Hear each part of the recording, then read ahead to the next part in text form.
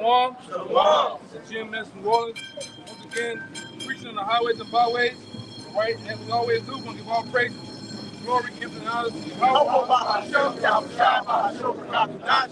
Once again, double honors to the elders and prophets of GMS. Peace, blessings, and salutations once again to the whole elect. Right? So another day out here in Babylon the Great. Right? A.K.A. America. We're out here in the face of all wickedness. Right? Preaching the Bible. You so-called Latinos, Native Americans, so-called Latinos, Native Americans, and so-called Negroes, all right? As we teach it, you know, you got a bunch of things going on. You can pan the camera around, Jake as usual, right? You got a nigga convention going on down here too, with these Shriners / Masons, man. But you niggas don't know, you all are caught up in the web of Esau Edom, man. You know, you niggas want to be Masons, want to be higher up in society, all right? But like it says in scriptures, man, you have received your consolation, okay? On this side, you 2/3 of the nation of Israel are slated to be destroyed on this side too, man. You're not going to come back to your nationality. You're not going to hearken unto the Bible, all right, or the ways of Yahweh Shai, man. You slated to be put to death, all right? From the least of you to the greatest of you, man. You so-called, you lesser luminaries, as they call you, you're slated to be put to death too. All right? You D-boy niggas, you rap niggas, entertaining, musicians, all that shit, you're gonna be slated to be put to death on this side, man. What you got? I got you. This is Isaiah chapter 1, verse 3. It says, the ox knoweth his owner, and the ass his master's crib. But Israel doth not know. Yeah, Israel represents you tribes, man. He said you does not know. All right? It says the ox know the owner and the ass is master crib, which are two of the most stubborn animals on the planet Earth. But yet they know who their master is, man. But we, being the children of the Heavenly Father, we don't know. Well, you don't know, man. Okay, keep going. It says again, the ox knoweth his owner. Isaiah 1 and 3. The ox knoweth his owner, and the ass his master's crib. But Israel doth not know. My people doth not consider. They don't even consider the ways of Yahweh Shai. They don't even consider that the Heavenly Father, all right, set forth, all right, the men of the Lord to come on the highways and byways to preach unto you. That salvation is for you. All right? You don't even consider, man. Go ahead. One more. Verse 4. It says, a sinful nation. See that? Oh. It called you out the rip, a sinful nation. And these are a sinful nation of people. All right? Sin is a rest haven for them, man. All right? They love to go off. They love to do nothing but abominations, man. Nothing but wickedness. Go ahead. A sinful nation, a people laden with iniquity. Keep going. A seed of evildoers. You hear that? It says a seed of evildoers, man. All right? You take trapping and selling drugs to an all-time high. So when you glorify these top witches, man. All right? To sell drugs, you a witch. And the Bible says, I suffer not a wish to live, man. All right? You glorify these people. Escobar, El Chapo, Big Meech, Free Red Ricky Ross. You glorify these niggas, man. Tony Montana. Yeah, even the fictional character of Tony Montana. You niggas, you glorify this shit, man. And you niggas are never gonna get on that level, man. All right, you never gonna get on that level. And not in this day and time, man. All right, with this devil putting up cameras, surveillance. Everywhere, you niggas is crazy, man. Go ahead. Yeah. Again, Isaiah 1 and 4.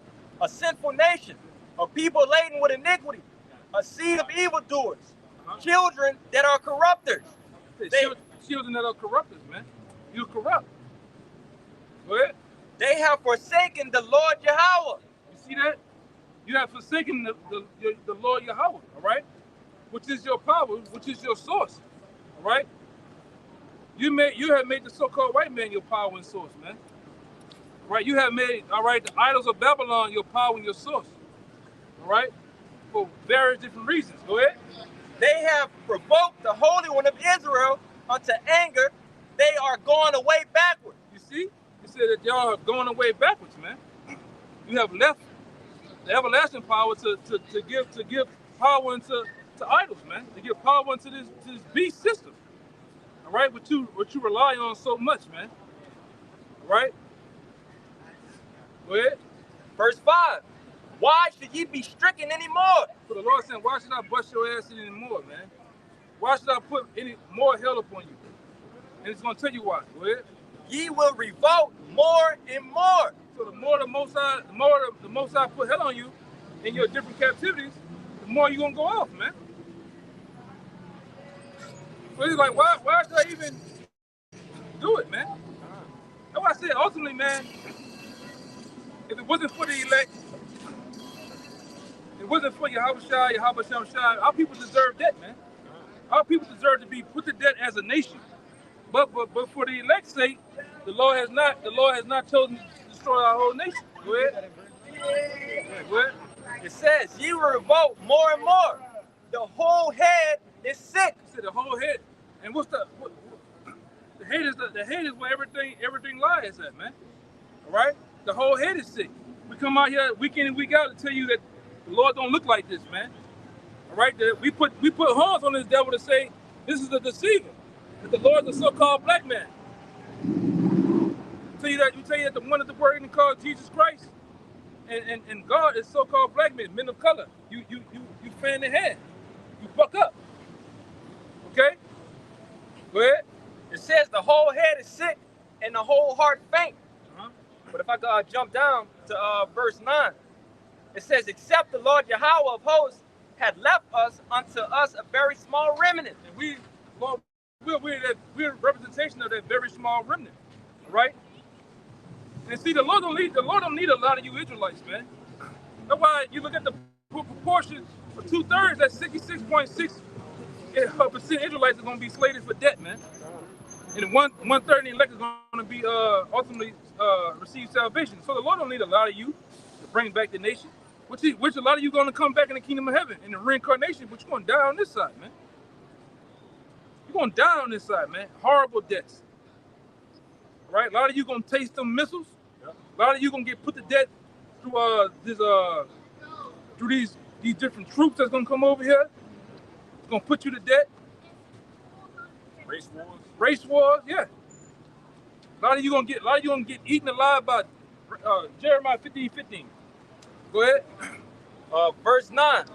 It says, except the Lord of hosts have left unto us a very small remnant, we should have been as Sodom, and we should have been unlike to Gomorrah. See, if the Lord didn't leave the small remnant, man, we'd have been through. We'd have been, you know what Sodom and Gomorrah is known for, man? Back pushing. Yeah. They were pushing them boys back in Sodom and Gomorrah, man. Yeah, putting them, doing them fudge packs. You know what I'm talking about, man. I'm trying to be PG. But you know what I'm talking about, man. They were known for strange activity. The X-Files, man. Watch this nigga. He done already got his ass whooped. He a demon, man. You got a line for it. You got a line for it. What's the line mean? Go ahead, brother. What does the line mean? It says, hear the word of the Lord. Ye rulers of Sodom, give ear unto the Lord of your power. Ye people of Gomorrah. You the nigga done already Mike Tyson, Holyfield, Tyson Fury your ass. You still gonna talk shit, man. You gotta close that other one, huh? Huh? Gotta close that other eye, too. Yeah, nigga, that's what I say. The whole head is sick, man. Say, brother, just go up the block. Brother, this is not for you. It's not for you, my man. It's not for you, brother. Just keep going. Get him on the camera, man. Look at that. You got nothing right there. I'm just wondering what the line is for, man. It ain't for nothing, man. It don't mean nothing, brother. Just keep going, brother. Just keep going. Keep going, man. Just keep going, man. Say, brother, go ahead about your business, brother. Just keep going, bro. Just keep going. No, you all in our mix, man. Just keep going, brother. Why do you have a line? Keep going, man. I am the line. Just keep going, brother. I am lying. All right. Lying your ass down the street. That's it for that. Yeah, keep going. That's it for that. Yeah. You the lion of Judah with a nigga that put a pussy on your face, man. Come on, man. Go ahead. Hey, when that light turn green, kiss that car for me. Go ahead. I'm done with that shit. This Yeah, is go ahead. Proverbs chapter 1, verse 22. It says, how Hey, long? that's why when Halloween come around, they need to dress up like soap for some of you niggas, man. I bet you niggas be scared as a motherfucker around here. Go ahead, brother. What's going on? Proverbs 1 and 22. Go ahead.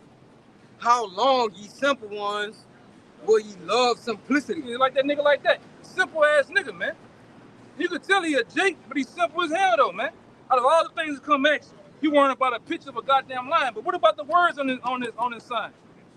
All right? What's the meaning of this side of the sign and this side? You don't come ask questions, man. You don't even have a chance to sit here and process what are we saying, but you didn't prejudge us based on your own analogy or whatever the fuck it is, man. Just see by your own vein. Yeah. Yeah, but he got concussion though, man. Nigga go upside your head and your face like that. You need some help. Go ahead, brother. How long will ye simple ones, will ye love simplicity? And the scorners delight in the scorning. See, that's what the scripture said. The scorners like the delight in their scorning, man. The delight in talking their mess, man. Okay? Go ahead. And fools hate knowledge. You said off the bat it says fools hate knowledge. Give me Hosea, people at the store there. Okay. Yeah. It says scorners, read that little last snippet. And the scorners delight in the scorning, and fools hate knowledge. And it says fools hate knowledge, man. Because we out here as the men of the Lord that's been told, the men of the Lord has been told to come on out here on the highways and byways to basically reel in the elect of his people. All right?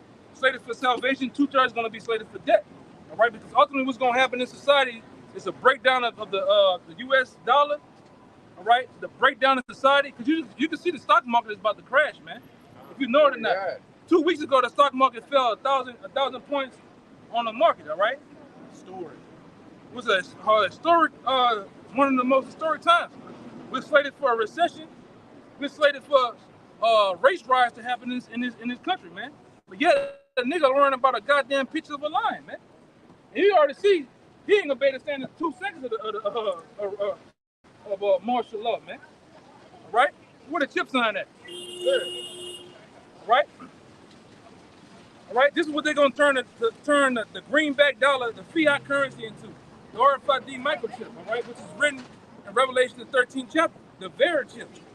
They're going to put this in your right hand, or they're going to put it through a syringe and place it in the middle of your forehead through your nostrils, all right, with a syringe.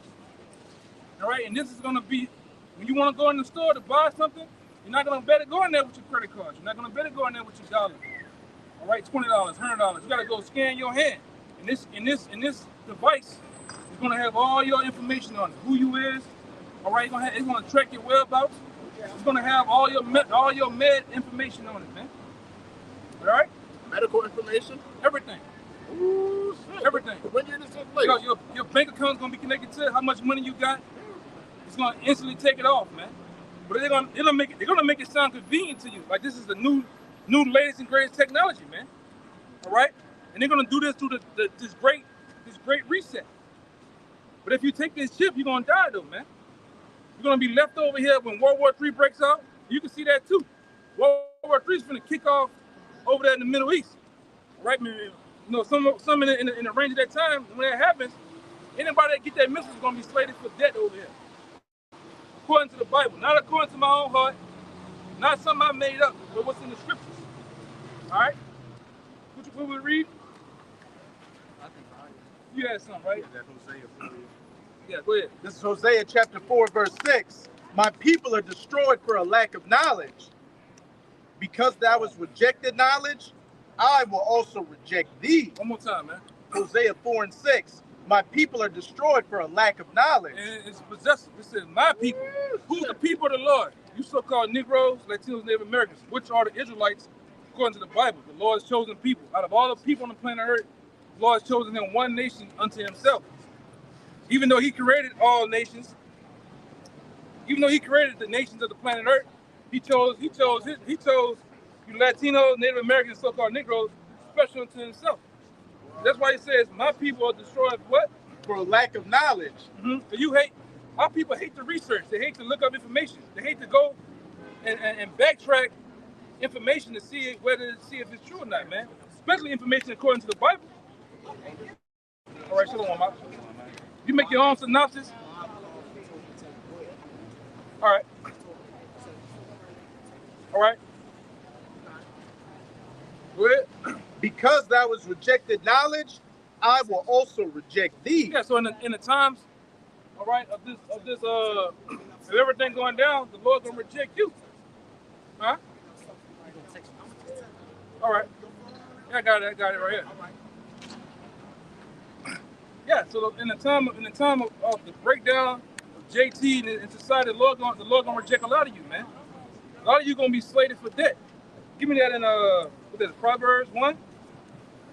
You see? What is it? Our life at the time of Yeah. Yeah, it's in Proverbs 1. Proverbs 1 and about 10. Like 27 or something. 20. Where you at? I was reading that too. 24. 24 on down. Yeah, 26. Go at 20. Go at 20. This Proverbs 1 and 20. Wisdom cried without. She uttered her voice in the streets. See, off the bat, it says, wisdom cried without. She uttered her voice in the streets. So where you going to find true wisdom at? On the streets, man. All right? In the chief place of concourse. This is where you're going to find the men of the Lord teaching the Bible in righteousness and in truth. We can't teach these scriptures in these buildings, man, because if you walk by the building, you would never run into the men of the Lord. You would never get the scriptures, man, unless it's for the internet, right? But the Lord also said in the scriptures, I dwell not in temples made with hands. The Lord ain't dealing with a mortar building, man. Truth is not in the building with these pastors and motivational speakers, man. Go ahead. Verse 21. She cried in the chief place of concourse. This is represents the chief place of concourse. Give me that in Acts. Gotcha. And get the word marketplace. Read it again. She cried in the chief place of concourse, in the openings of the gates. In the city, she uttered her words. Yeah, we in the city, man. We on one of the most famous streets. We on one of the most famous streets throughout America. All right, called Canal Street. We're not hiding nowhere on a back street. All right, behind Domino's. All right, with the Siamese cat walking on the gate, man. We out here in the face of all danger, man. In the elements. It's hot as a motherfucker, man. What I said yesterday, it's hotter than a Ku Klux Klan member with his grandson, with a mixed grandson, man. It's hot as a motherfucker out here. But yeah, we out here. And then when it turn brick cold, we gonna be out here. When it rains, we gonna be out here, man. It just got finished raining, man. Season, out of season. Yeah, in the season and out of season, man. We ain't hiding from nobody, man. We out here. As we say down here. We out here, brother. So where you at? A lot of you guys all around these little small towns and throughout Louisiana, throughout that line of I-10 from Lake Charles to New Orleans, you at, man? You hiding. Come out on the highways and byways, man. Because you ain't got too long. Sitting there typing, thumbs and up.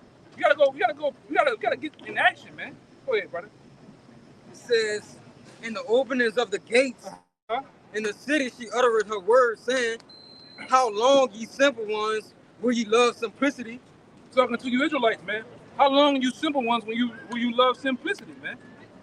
Right? And a lot of you niggas are simple, man. Like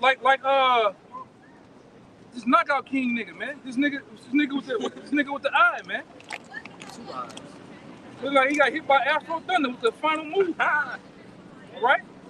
Instead of coming out asking an educational question, asking a sincere question, you worrying about some line because you are the line. Okay, nigga, go line. You the line, go ahead then. Okay, cool.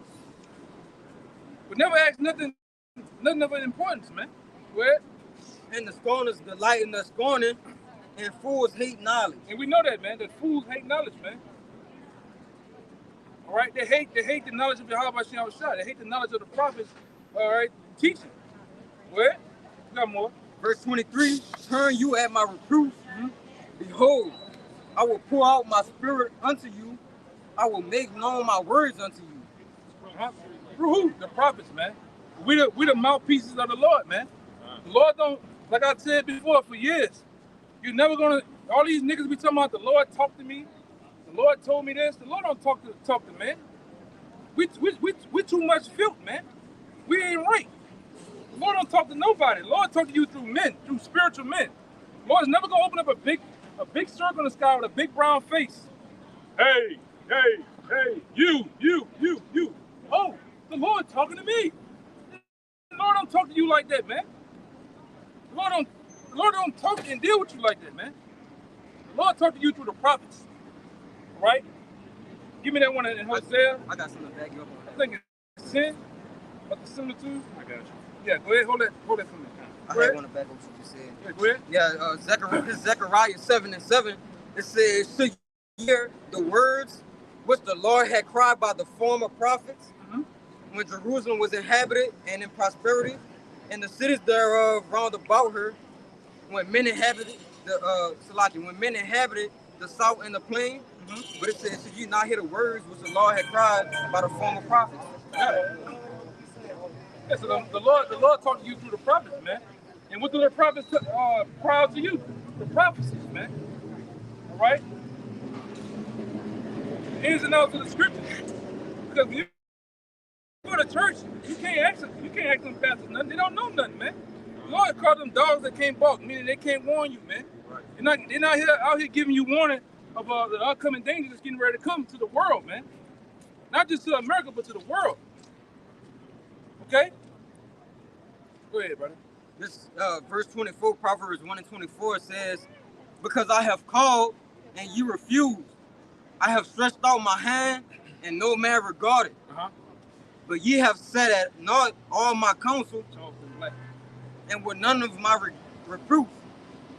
I also will laugh at your calamity.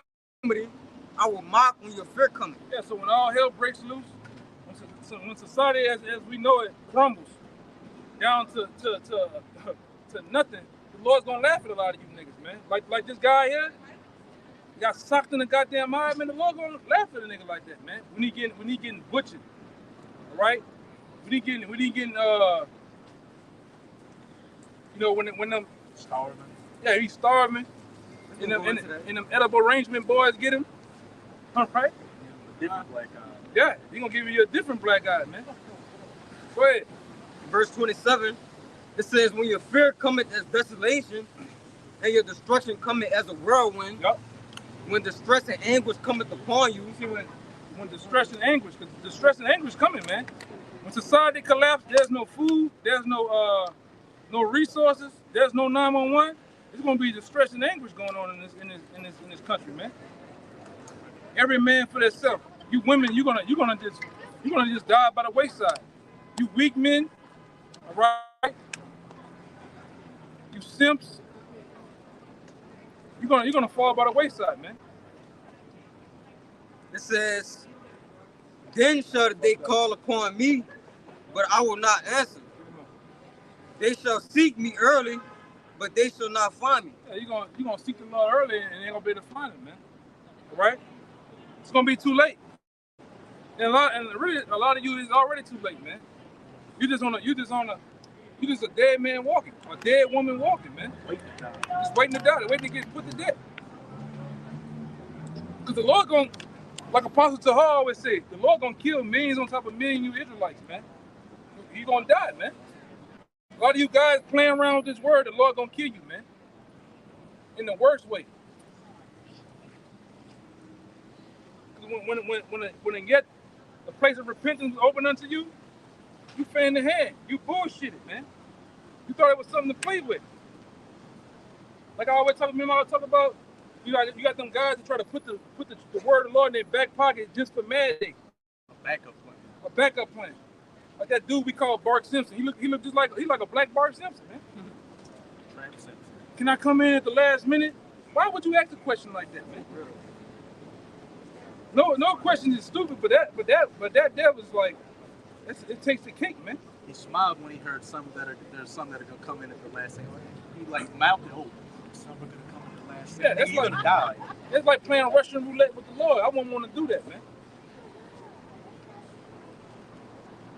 You need to come in and receive the word with gladness, and when you first hear it, man. Like the men of the Lord did back then, they put down all their nets, their fishing rods, and they followed the Lord instantly. All right, that's why the scripture tells you. I believe in Jeremiah. Is it 11 at the top? I'm gonna make you a quick understanding. I may be wrong. I may be wrong. Where's the top? What? Nah, it's probably 5. It's right there. Always mess that one up, man. You know? Isaiah 11. Isaiah? Yeah, Isaiah. Always get them mixed up. Go ahead. Yeah, I have it. Verse 28, it says, "Then shall they come upon me, but I will not answer. They shall seek me early, but they shall not find me. Right? For that they hated knowledge and did not choose the fear of the Lord." Yeah, they hated knowledge, man. Like a bunch of you Israelites today, man. You hate the knowledge. So what happened?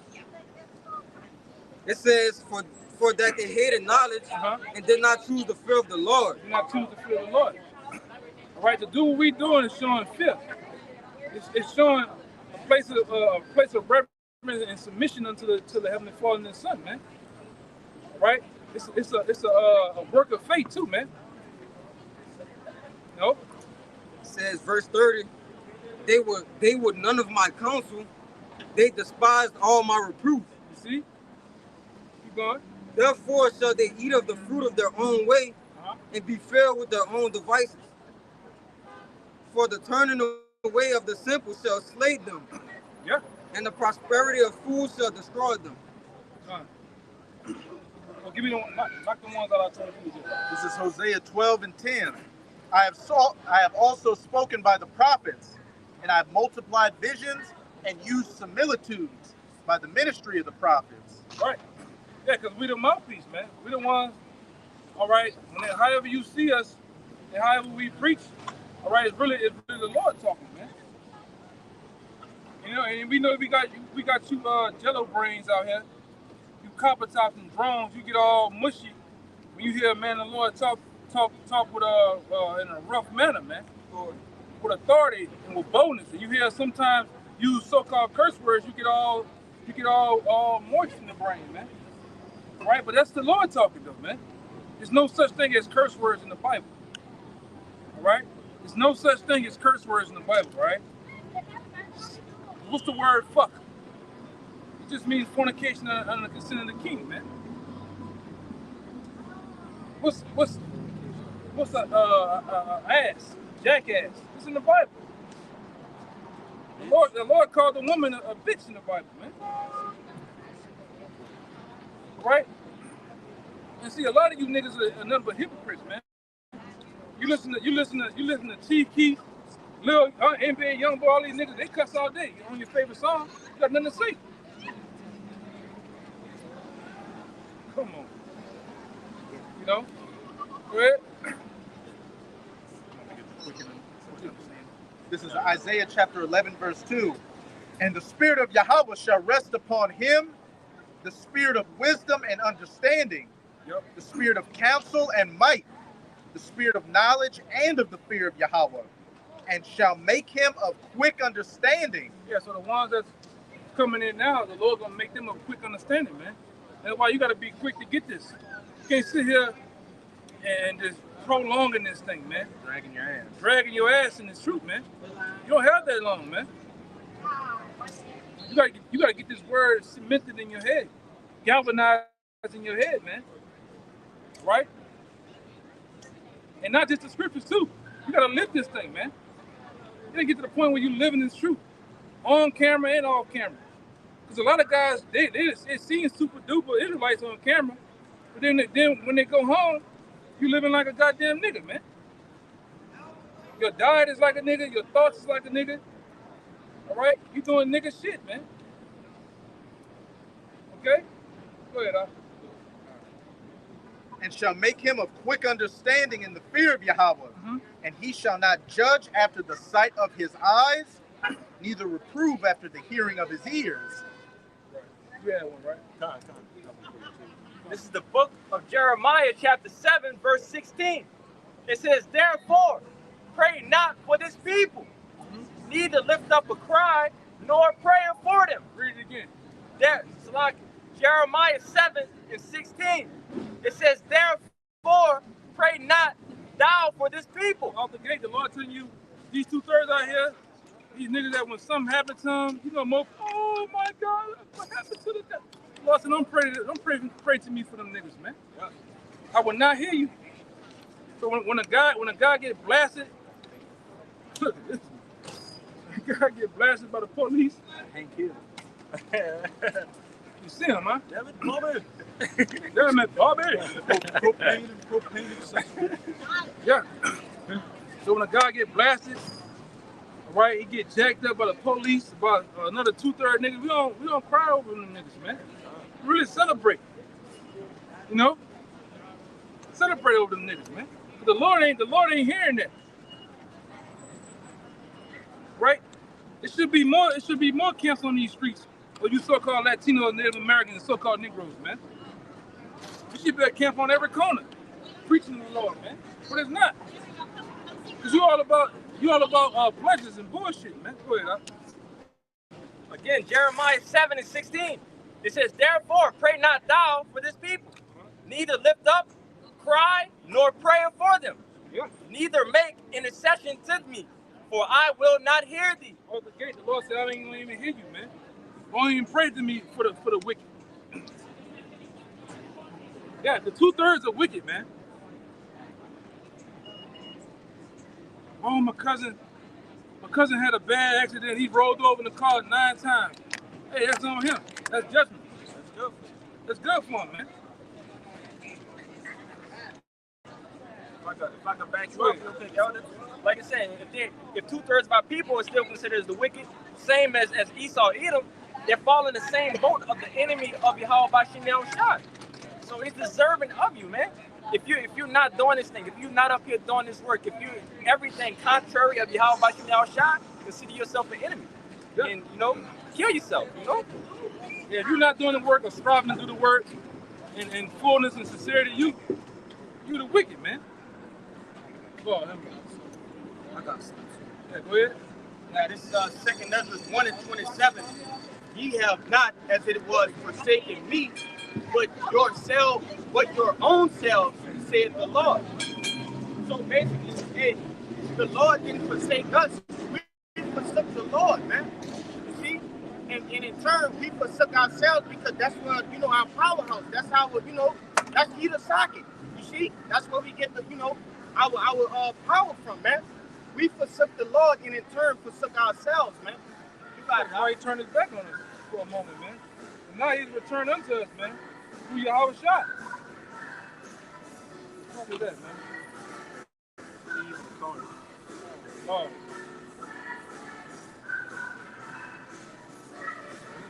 This light about to change. Let us go.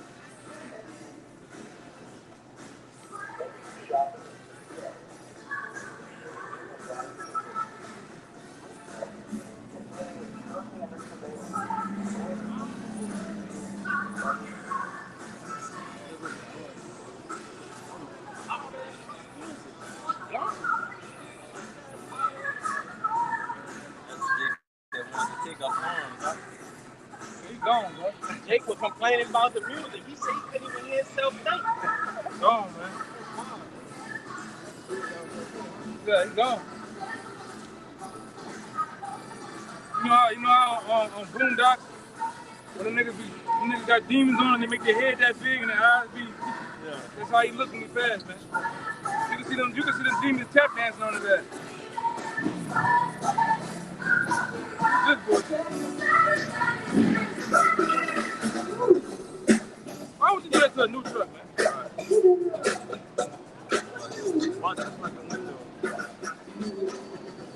Niggas still putting the intercom under the car, man. That shit sold 2001, man. 1996. Fucking stupid, man. Childish. Stupid shit, man. But go ahead, let that shit go by. This is Second Nedras 9 and 13. I start at 11. It says, and they that have loathed my law, while they had yet liberty, and when as yet place of repentance was open unto them, understood not, but despised it. The same must know it after death by pain. One more time, Bible this up. Verse 11. And they that have loathed my law, while they had yet liberty, and when as yet place of repentance was open, unto them understood not, but despised it. Yeah, and this is the time, all right, this grace period is almost over, man. This is the time of repentance, man. Right? Because the kingdom of heaven is at hand. You're supposed to be in a way of wanting to repent, wanting to return back to your heritage, man. All right? Understanding you're an Israelite. Understanding you got a dietary, you got a law unto you, man. That you got to rehearse, all right, to the best of your ability. All right? Because man, the Israelite man whole purpose was to do what? It was structured to serve the Lord, man. Yeah, 12. Yeah, that was the whole purpose of us, man, is to serve our power, to worship Him, Him and Him only, man. Right, but you have lost your way over here in captivity under these Babylonians, man, under these Romans. This is the Roman Empire. All right, Esau is basically the Romans. You niggas have lost your way. You have become like unto the nations, man. Give me Psalms 106 and 34, I believe. Yeah, keep going. This is the book of Ecclesiastes, chapter 12 and 13. It says, let us hear the conclusion of the whole matter. Fear Yahweh by Shem Yahushai and keep his whole commandments. For this is the whole duty of man. Yeah, this is the whole duty of man. So the whole duty of man was to be structured to worship Yahweh by Shem Yahushai. All right? That's our just due. We don't get no award for that. We don't get no handouts, no plaques, no trophies. This is what we were structured to do, man. It's the requirements of being an Israelite man. You know, being of Israel, we have these laws, statutes, and commandments for a reason. It's for us. You know, not for these other nations, not for these heathen. All right, this shit for us, man. And that's required. That's something that the Lord requires of us. You know, while we working so hard to get back to it. But you got it, bro. Right. You got it for me? Psalms 106. Go to 35. Psalms 106. Hold on. What's going on? Do you believe that you got to go through Jesus Christ to be saved? I got 18 years in the country. I'm talking sober. I've got on my knees and said, Jehovah, the Creator, I can't stay here. I ran to the wall, had 13 tickets. I never sleep in the name of Jesus. I don't know whether it's wrong or right. I'm just saying, what's your outlook on that? But we going to God, man. You know, this shit working. He's blessing me. Read that precept real fast. This is the book of John, chapter 14, verse 6. It says, and Jesus said unto him, I am the way, the truth, and the life. No man cometh unto the Father but by me. Right. But the thing about it, What my question to that is, it was the King Testament version, the King James version. All the miracles and shit came in the New Testament. So what would the people, how would they be saved? How would they go in this heaven? Nobody, no. King James. You gotta understand, nobody is saved yet, man. What you been saved from? No, But to check it out, the Lord's name ain't Jesus though. His name ain't Jehovah, his name ain't Yeshua. I'm not blaspheming Jesus. No, I ain't saying you blaspheme Jesus. I'm just telling you. I would do that. I'm just telling you that ain't his name. Those names are Greek. What is it? What not Greek? Those names are Latin terms, man. His name ain't Jesus. His true name is in the. Well, what do you got the I believe in blessings. I don't believe His in true miracles. name. His true name is basically written in the Lashawan Kadash. His true name is Yahushua. That was in the Hebrew. When Paul, whose surname was Saul, was on the way to Damascus, he got knocked off the horse and blind for 3 days. What name called him? It was in the Hebrew tongue. Okay, brother, the only thing I can say is just like this. His name is Yahushua, brother. That's his name. I appreciate what you did. But now You know that ain't Jesus though, right? I'm just saying, I'm saying, he ain't a white man though, right? You lied and all that shit that you see about the Lord stuff. Now, how you gonna put first name was created right there in Africa? No, not in Africa, dude. It was a fertile crescent, basically, from the region of Israel. That was civilization. The middle. I wouldn't say Africa. I wouldn't say Africa. Yeah, well, the one that the world calls God. He's a black man, right? Yeah. I keep it real simple because I live a simple life. I'm not gonna take you to the old. God gave each man out here common sense. If the shit don't line up with my common sense, I don't. I'm talking about common sense. That's the only thing common sense ain't so common to many people, though, man. Huh? Common sense ain't so common to many people. Then if it ain't so common to other people, then Jesus lack up with it. Then he takes up with it. Right. Go ahead. I got Jeremiah 17, verse 9. The heart is deceitful above all things and desperately wicked. Who can know it? Right. The heart is deceitful above many things. So you go off on your own heart, on what you think and what you I'm not going off on my own heart. I ain't talking about you. I'm just talking. I'm talking to you, brother. I'm just talking. Go ahead. We just continue doing what we're doing. Go ahead. This is Acts I like what you're doing. 26 and 12. Whereupon, this is the Apostle Paul speaking. Whereupon, as I went to Damascus with authority and commission from the chief priests at midday, O king, I saw in the way a light from heaven, above the brightness of the sun, shining right round about me, and them which journeyed with me. And when we were all fallen to the earth, I heard a voice speaking unto me and saying in the Hebrew tongue. In what tongue? In the Hebrew tongue. Hebrew tongue. Okay. Saul, Saul, why persecutest thou me? It is hard for thee to kick against the pricks. I love you, brother, with all my heart. Yeah, but so I'm going to tell you one thing about God's word. It is concrete. It has no room for change. Who God's word is written to? First of all, who wrote the Bible? Who wrote the Bible? You can't take nothing and add nothing to Who wrote the Bible? Who wrote the Bible? I got the book of Barnabas. Read it. The book of Enoch, the book of Barnabas. No, that shit's off, man. That's nothing but toilet paper. But do you believe it was the word of God? No. But you believe John, Luke, Matthew, and all that shit was the word of God? They'll tell you in that book it was more than 66 books. This is 2 Peter 1, verse 20. Like, you know that one in Ezra's, when the angel told Ezra, you basically worry about what's on earth. The book of, I'm going to tell you why they took the book of Barnabas out, because it's talking about what you're talking about, how wicked the motherfucking white folks is and how them motherfuckers ruin the world. Book of Barnabas, brother, I love you, man. I seek knowledge, man. I know what you're saying. And everything that you give me, man, don't you think you're going in one out the other. I can use it. Go ahead, brother. This is 2 Peter 1, verse 20. Knowing this first, that no prophecy of the scripture is of any private interpretation. Right. For the prophecy came not in old time by the will of man, but holy men of the Most High spake as they were moved by the Holy Ghost. Right. So the Lord gave the instructions and man wrote down what the Lord wanted them to write down, man. All right. So you can't even say man wrote the Bible. All right. The Lord instructed. Give me the one in the second Ezra. What version are you speaking to, my brother? King James. King James. With the Where Apocrypha, did man. the King James come from? Wasn't it from an oral tradition?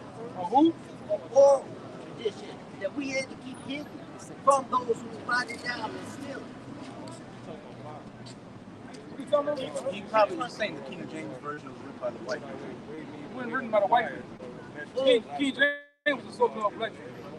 You know that? So-called. What witness He was so.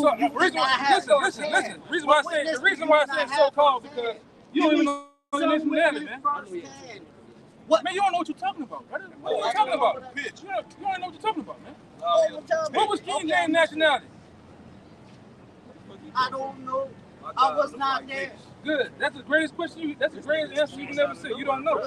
And I'm just asking you how you know because it's written down.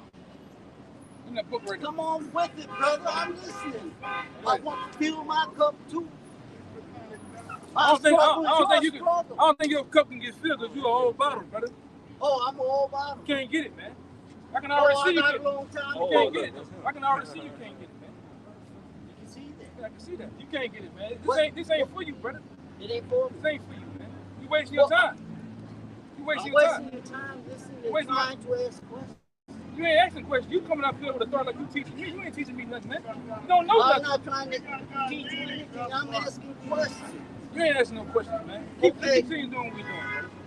Wasting my time, man. Go ahead. This is wasting my time with these niggas, man. 2 Timothy chapter 3, verse Go ahead. 16. 16. Yeah.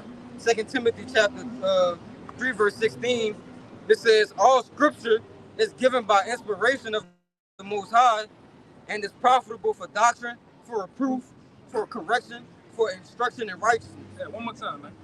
Verse 16. All scripture is given by inspiration of the Most High. All scripture is given by the inspiration of the Most High. You know the one in the second Ezra? I wouldn't get it right here. That's a good one. Ezra said he drunk the water. Oh, I got you. I know exactly what it says. Go ahead. That was it on that, right? Yeah. You got something else? Got you. Well, give me that. Give me that first. This is 2 Ezra 14. I was holding it at the time. This is 2 Ezra 14, verse 38. And the next day, behold, a voice called me, saying, Esdras, open thy mouth and drink, that I give thee to drink. Then opened I my mouth, and behold, he reached me a full cup, which was full as it were with water, but the color of it was like fire. Yeah. Go ahead. Verse 40. And I took it and drank. And when I had drunk of it, my heart uttered understanding. My heart uttered understanding. Go ahead. And wisdom grew in my breast. For my spirit strengthened my memory. Keep going. And my mouth was opened and shut no more. Mm-hmm. Verse 42. The highest gave understanding unto the highest. Who is the highest? The Most High, who the word in calls God, man. In which we know him as Yahweh. All right? This is the Most High Yahweh. Okay? Which the Most High is the title, Yahweh is his name, man. What he did, the highest did what? The highest gave understanding unto the 5 men. And it says that the highest he gave understanding to who? The 5 men. Go ahead, that was with Ezra. And they wrote the wonderful visions of the night, they were told. They wrote the wonderful visions of the night that they was told from who? The Most High. Go ahead. Which they knew not. Which they knew not. They weren't even knowing what they was writing down, man. But they continue to write. Go ahead. And they sat 40 days, and they wrote in the day, and at night they ate bread. Go ahead. As for me, I spake in the day, and I held not my tongue by night. Right. Keep going, man. Verse 44. In 40 days they wrote 204 books. And it came to pass, when the 40 days were fulfilled, that the highest spake. Yeah, these spitefully looking niggas, man. Don't come up here telling me nothing, man. I don't want to hear nothing you niggas got to say. You niggas don't know a motherfucking thing. When you jam me up, you automatically, oh, King James was a faggot. Oh, King James didn't write the Bible. Oh, King James had sex with his mother. You niggas say the same stupid ass shit that you don't know what the fuck you talking about, man. Go your tap dancing ass up the street, man. I don't want to hear that bullshit. I'm shutting you old niggas the fuck down. Off the bat, man. I don't want to hear it. You niggas say the same regurgitated dogma bullshit every time, man. And you sitting up there with 2 missing legs. Where you with his ass at, man? He left. Across the street? Yeah.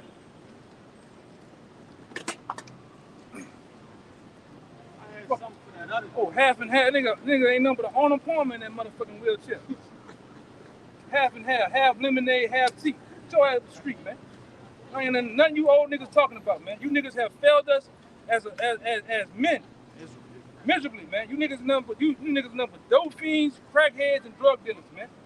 All right? And fucking prison buddies, man. We don't got nothing you niggas gotta say, man. Soul Train dancing. Lord not dealing with you niggas. Out the gate. Go ahead, brother. Yeah, I had something for Shut that shit down, man. That old convict that was talking about the many books, man. Yeah. This is the book of Sirach, book of Ecclesiastes, chapter 12 and 12. And it reads, and further, by these, my son, be admonished of the making of many books. And you see what happens when you make many books. All right, it's a little more. Go ahead. Yep.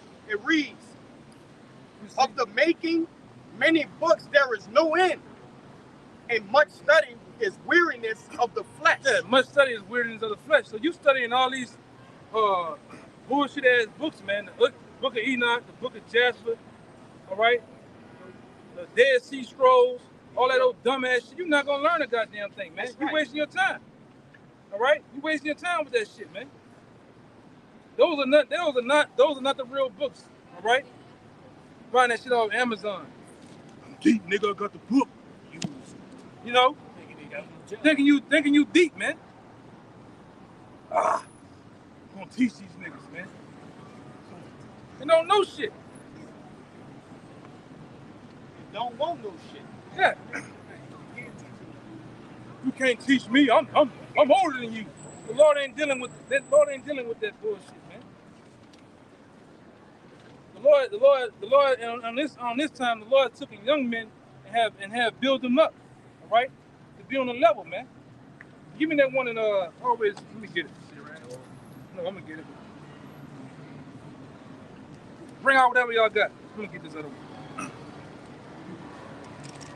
This is Sirach chapter 6, verse 18. My son, gather instruction from thy youth up, so shalt thou find wisdom till thine old age.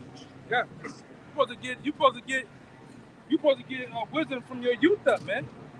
When you're a young man, right? When you're a blank canvas, and all right, and the Lord can actually deal with you, man. Paint a beautiful picture of you as a brother. When you be built up. But then if you in your youth, you smoking, drugging, and thugging, you can't get a goddamn thing, man. Okay? That's the very reason why it's saying. You can't get a goddamn thing when you in your youth bullshit. Okay? Because when you get old, it's hard for you to understand things, man.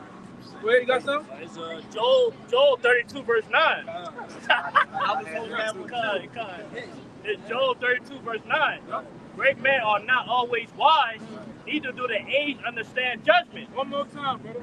Joel 32 verse 9. Great men are not always wise. Yeah, great men ain't always wise, man. Nor what? Neither do the aged understand judgment. Yeah, neither do the aged understand judgment, man. And that's what happens with you old bottles. You old guys come up here thinking you teaching me some type of Louis Farrakhan type of doctrine, man. All right? That Marcus Garvey bullshit, man. Okay? And the Lord not dealing with that shit. Black African power probiotic ass shit, man. Nobody dealing with that shit. Go ahead, brother. You got something? Yeah. It's the book of Bullshit. Ecclesiasticus 25. Black culture, NAACP has gotten you niggas nowhere, man. All they had done is it got more of a deeper footprint in your ass in this society. Most of you niggas are lost. That's right. The bulk of you niggas out here are lost, man. You don't know your nationality. You don't know who your power is. They don't know where to get it from. Right, and they don't know where to get it from. Go ahead. Divine knowledge. You got to Read. teach it. Uh-huh. Book of And that's what Sirach, you chapter do, 25 and verse 2. Mm-hmm. 3 sorts of men my soul hated. Right, and that's the most I saying. The Lord saying he hate a particular thing. Why the church ain't teaching you that, man? The Lord hates certain things, man. Go ahead. And read. And I am greatly offended at their life. Uh-huh. A poor man that is proud. A poor man that is proud. And most of you niggas out here in New Orleans, you proud, man. Your stomach touching your back. All right? You can't even turn the TV at your fucking house, man. But yeah, nigga proud. Nigga poor, man. Right? You still in that 99 cash money spirit, man. All right? And them niggas got washed up. All right, go ahead. It reads, a rich man that is a liar. Uh-huh. And an old adulterer that do it. Yeah, an old adulterer that do it, man. Got more? Go ahead. If thou hast gathered nothing in thy youth, Uh-huh. how canst thou find anything in thy age? Yeah, if you don't gather wisdom, knowledge, and understanding of the Most High in your youth, how can you gather it in your old age? Because when you get in your old age, you're gonna set your ways. All right, your understanding is gonna be all warped and wrong because you're really taking on all right, things from the world. That's why the Lord said you got to come back as a babe. Not saying you an older man can't get it, but it's gonna be hard though, man. You gotta basically put off the ways of the world. With grandma, uncle Junebug, all right? With your auntie and all them taught you, man. That's why you gotta come as a babe. When you deal with a young child, they're easy to understand what's going on. They're like I said earlier, like a blank canvas. Right. They could be taught. A lot of you niggas ain't teachable, man. You got badass understanding. Go ahead. I got something. This is Job 12:20. It says, He removeth away the speech of the trusty, and taketh away the understanding of the aged. Mm-hmm. One more time. He removeth away the speech of the trusty, and taketh away the understanding of the aged. You want to say something? Khan, you said you were speaking about how when you older, it's a whole lot harder to forget everything that's been became solid in you. Yeah. It's hard for you to come back and get that understanding. Yeah. In times past, years ago, my man, what this new thing you're doing? You try to tell them, well, I can't do that. I've been doing it. I've been eating that for all my life. You're not gonna break your ways, man. All right. See, give me that one with Nicodemus. Go ahead. Go ahead. I got a quick one. Yeah, you gotta start over, man.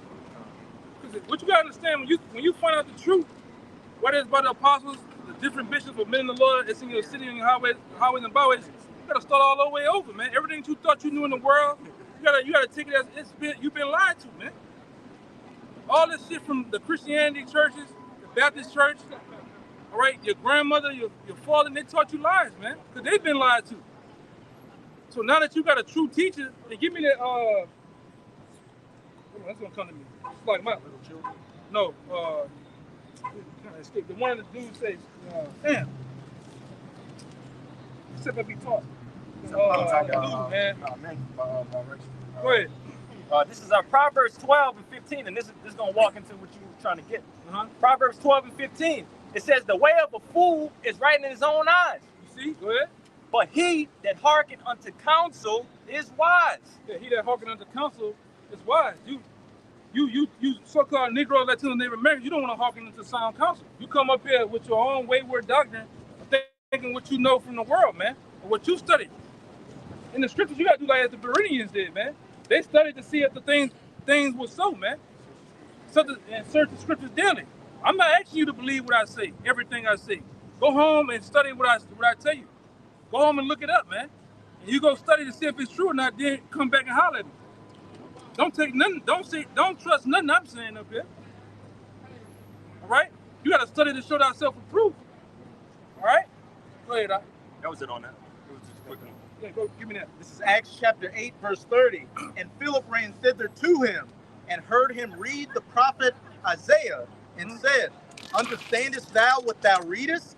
And he said, How can I, except some man should guide me? Yeah, except some man should guide me, man. And like I said, you got these guys out here, I'm self-taught. Who taught you? What camp you in? Oh, I taught myself. No, that's bullshit.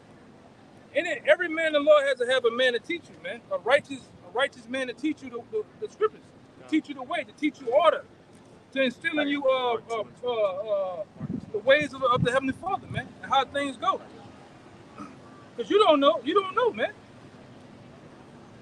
You gotta become teachable, man. If not, you can't get it. And then, like I said, this the white man started that whole bullshit about he turned the young against the old against the young, the light skin against, that's all white supremacy, man. Go ahead, Doc. And he desired Philip that he would come up and sit with him. Mm-hmm. And who taught Paul? Anybody know who taught Paul? I was shot. No. Who taught Paul?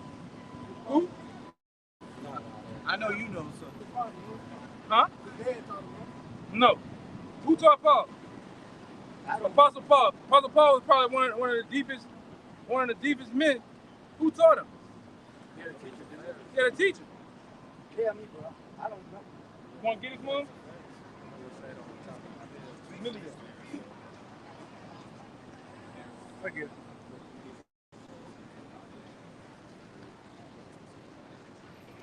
Got something where to get that? Yeah. This is the book of Sirach, chapter 6, verse 32. It says, my son, if thou wilt, thou should be taught. And if thou wilt apply thy mind, thou should be prudent. One more time. Ecclesiasticus of Sirach, chapter 6, verse 32. It says, my son, if thou wilt, thou shalt be taught.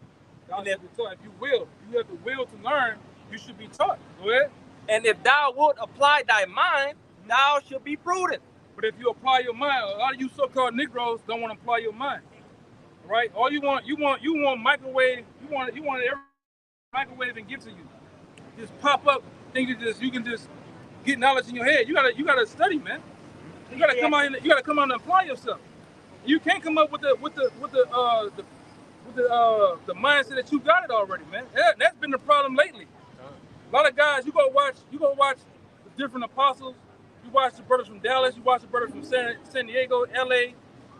All right, us, whoever you think you come out, because you done been 3 months watching videos. You think you got it, man. It don't work that way. You have to get taught this, man. You can't buy this. You can't go in Walgreens on the third aisle on the end cap and pick this truth up. No, it don't work that way, man. Go ahead. I need that. Go ahead. This is Ecclesiasticus, Sirach, chapter 6, verse 32, in Apocrypha. It says, my son, if thou wilt, thou should be taught. If thou wilt apply thy mind, thou should be prudent. If thou love to hear, thou shalt receive understanding. If thou will love to hear, thou shalt receive understanding. So give me this right fast. All right, let me get this out the way. This is Acts 22:3, and this is the Apostle Paul speaking. I am verily a man which am a Jew, born in Tarshish, a city in Cilicia, yet brought up in this city at the feet of Gamaliel, and taught according to the perfect manner. Read that part again. Yet brought up. No, go one more. I am verily a man which am a Jew, born in Tarshish, a city in Cilicia, yet brought up in this city at the feet of Gamaliel. He said, I was brought up at the feet of Gamaliel. The man Gamaliel was the one that taught Paul. He was Paul teaching. He was Paul handler, man. His master. Just like you got Daniel's son. Mr. Miyagi was his teacher. You got Floyd Mayweather. Who was his teachers? His Roger Mayweather and Floyd Mayweather Sr. Anything in this world that you be taught, you're gonna have to have a man to teach you, man, the proper way. Apostle Paul taught Timothy. Yeah, Apostle Paul taught Timothy. So much that he called him his son, man. All right, that was it. Go ahead. And taught According to the perfect manner of the law of the fathers, and was zealous towards God, as ye all are this day. Yeah. So there's no such thing. You got to be taught by a man, or men in the Lord that actually bring you up in the right way, man. Because we all been lied to according to society, man. Right? We all been raised. Most men out here been raised by their mothers and aunts, and you're emotional. When a man talk to you with authority, a man talk to you stern, you get all shaking inside, get all messed up, man. What's your the question, brother? Martial law? Yeah, martial law is set for what to happen in society. All right? A lot of the things you're seeing going on in society with all these migrants coming over here, these Africans, Palestinians, these Hondurans, and Venezuelans, a lot of them are disguised as NATO soldiers coming over here prepping for martial law. They're gonna give me the big sign, the big martial law sign. They're gonna shut this society down and grab a lot of these people out here. They're gonna grab them up and put them in concentration camps, man. Bring this sign out here. It's over. Back when I came into the truth, it was a low number of concentration camps. Now it's over 1,000 plus concentration camps throughout America, man. Locked and loaded and slated for the grab, like I said, the grab. Really, you Israelites, man. You so-called Black Latino Native Americans, they got visions and bills set forth to come down on you hard, man. Give me Revelation 12 and 12. And give me the other scripture that says they're going to be like mad men sparing none. You know? Because these are going to be the ones, all right, enforcing the mandatory RFID chip. When society collapses, give me and hold on deck, 2nd Ezra 15 and 15. Start at 15.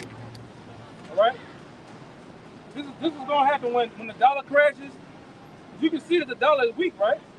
It's weak. I mean, over last week or so, the stock market crashed over 1,000 points. And all these bankers and people that deal with money had them all messed up in the head, man. All right? Okay? So this is what's slated to happen. Your local Walmarts, your local football stadiums, they could be turned into concentration camps like that within hours. All right? That's what the same thing happened for Katrina. This is the picture for Katrina. They packed them all in there and had soldiers watching over them. They couldn't go nowhere. They couldn't just loosely run around, man. And killed a lot of them. Yeah. They had Blackwater troops down here. They had what thing was IDF, Israeli troops guarding major big time homes. This is gonna happen again. Put all them brothers on the bridge and stop them. Katrina was nothing more than a test run to what they really finna do.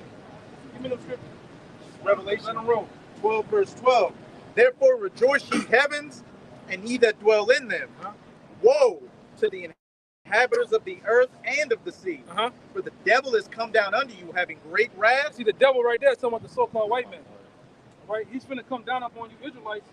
All right, because he knows he has a short time. He has a short time to rule in his kingdom. Because the Lord tell you in the Bible that the so-called white man has a time. He has a time to rule, and then he's not gonna go past that. He has a boundary. All right, and his boundary of rulership is almost over. So that's why he's coming with all type of mandates and bills. All right, to come down on the Israelites, man. Keep going. Because he knoweth that he has but a short time. Because he knows that he has but a short time, man. All right? You got bills like on that sign, Rex 84. That bill was signed to come up against you Israelites, man. All right, what the other one there? Operation Cable Splicing. Project Cypher. Yeah, Project Cypher. That's to get you Israelites, man. All right, and they're gonna do this. They're gonna come into society with soldiers, man. They're gonna have tanks, Humvees. They're gonna block off certain streets. Now give me that 2nd Ezra 15 and 15. They're gonna close off these cities, man. All right, it's a reason why they're doing construction on these streets. They're not just making it look good for the Super Bowl. They're getting these highways and streets ready to make these tanks and Humvees go down them, man. You know? Go ahead, 2nd Ezra 15 and 15, it says, for the sword and the destruction draw nigh. Where you at? Yeah, go ahead. Go ahead. For the sword and the destruction draw nigh, and one people shall stand up and fight against another, and swords in their hands. Right, and that's how society's getting ready to collapse. We're gonna have a race right here. Blacks against whites, whites against blacks, Arabs against Chinese, Chinese against Mexicans, you name it, man. It's gonna be a free-for-all of people, all right, going at it because of want the bread and water, man. Resources, all right, help. Go ahead. Verse 16, for there shall be sedition among men. You see, they're gonna be sedition. It's a prophecy that's gonna happen. They're gonna be sedition amongst men. Go ahead. And invading one another. And invading one another, going into each other's territories. But we know that in New Orleans, well, most white people live in New Orleans. Lakeview, Garden District, Uptown Magazine, CBD. Well, people gonna invade those different spots, man. And a lot of those militia groups, the Minutemen, the Ku Klux Klan, they're gonna invade where you Jake stay at, man. Go ahead. It says, for there shall be sedition among men, and invading one another. They shall not regard their kings nor princes. It's coming into a time where they're not gonna regard the president, not gonna regard the mayor, the governor of the state. People gonna do what the hell they want to do. They're gonna wild out. It's gonna be a real live purge out here. Go ahead. And the course of their actions shall stand in their power. See, it says the course of their actions gonna stand in their power. So if a man wanna wild out and kill, he's gonna kill, man. He's gonna kill. You got the last bit of water, the last bit of bread. They're gonna take that shit from you, man. Go ahead. It says, verse 17, A man shall desire to go into a city and shall not be able. Yep. A man shall desire to go into a city and will not be able because they're going to have FEMA checkpoints, man. Where they're going to pull you over with the dogs, with the mirror under your car, knock on your window. Hey, where your papers at, man? Like they did in Germany. You got the chip. Where you going at? Oh, I'm going over here. Nah, you ain't got the papers. Get on the FEMA bus. We're gonna put you on the FEMA bus and ship you to a FEMA camp, man. Go ahead. Verse 18. For because of their pride, the city shall be troubled. Yeah, it said these cities gonna be trouble, man. These cities like New Orleans gonna turn into a war zone overnight. I don't give a damn what them hippies down there on Frenchman Street talking about, on St. Claude talking about. These cities gonna turn into a war zone, man. For because of their pride, the city shall be troubled. The houses shall be destroyed. The houses gonna be destroyed. Go ahead. And men shall be afraid. And men, grown men are gonna be afraid in this society, man. But what they gonna see? You gonna see people all messed up, man. Shot up, butchered, burned up, decomposing, you name it. This is gonna happen. And we get into you live and direct, straight and skinny. Go ahead. Verse 19. A man shall have no pity upon his neighbor. You hear that? It says a man ain't gonna have no pity on his neighbor, man. What we doing? Go ahead, bro. But shall destroy their houses with the sword. We're gonna destroy their houses with the sword. And spoil their goods because of the lack of bread. Because of the lack of bread, man. A man gonna home invade and take with all your resources that you got, man. That's how bad it's gonna get here. Go ahead. And for great tribulation. And for great tribulation. These things are gonna happen. All right? And these FEMA camps are very much real, man. All right? Draft, huh? You said the draft too. And the draft too. Can't forget about the draft, man. Right before that happened, a lot of you young men from the ages of I think it's 18 to what? 26, they're gonna draft a lot of you, and you women. They're gonna draft you into the military, man. Well, you're gonna go fight over there in World War III. All right? And a lot of you not gonna, the bulk of you not gonna come home. You're not. All right? You got a lot of people that caught up in this upcoming election with this Kamala woman. That Kamala woman don't give a damn about you Israelites, man. All right? Right. This is gonna happen, man. Right. It don't matter who the president is. Martial law will be declared here, man. Go ahead, huh? Go ahead. I got you. Just straight to the point. This is 2nd Ezra 16 and 22. It says, for many of them that dwell upon the earth shall perish of famine, and the other that escape the hunger shall the sword destroy. And the dead shall be cast out as dung, and there shall be no man to comfort them. Read that part again. 2nd Ezra chapter 16, I'm going to go from the top again. 22. For many of them that dwell upon the earth shall perish of famine. Many of you Israelites and you people that's here are gonna perish of famine, meaning you ain't gonna have no bread and water. All right, society as we know it gonna collapse. And most of you only have about a day worth of food in your homes, man. If that. And these trucks only come every 3 days. Just-in-time delivery system where literally right when they run out, those trucks deliver just in time. Right. Go ahead. It says, for many of them that dwell upon earth shall perish of famine, and the other that escape the hunger shall the sword destroy. So the sword destroy. A lot of you gonna get killed with the sword, meaning a gun. Right? Because it's gonna be hell to tell a captain out here, man. What you see go on in Greece, Venezuela, these other countries, with people flipping over cars, rioting, going at it with the stormtroopers with their shields. It's gonna happen over here. When society collapses, man. They're gonna loot these stores. All right? They're gonna loot these different businesses, man. Looking for medicine, pills, food. This is what's gonna happen. It's not gonna just happen in New Orleans, it's gonna happen throughout the whole country. Really throughout the world, man. Society as we know it is over with. That's why the Lord got his men out here on the highways and byways to tell you, to warn you. And all we're doing is getting the blood off our hands, man. All right, go ahead. You got more, right? Yep. Verse 23. It says, and the dead shall be cast out as dung. Yeah, so the people that's gonna die in this society gonna be cast out like dung, like shit. That's what dung is, man. It's like poop. And we seen it for Katrina. When the old man died in a wheelchair, they just put a sheet on him, roll him to the side. It's gonna happen again. This is gonna happen again right here. Go ahead. It says, and the dead should be cast out as dung, and there should be no man to comfort them. Yeah, there ain't gonna be no man to comfort them, no man to bury them.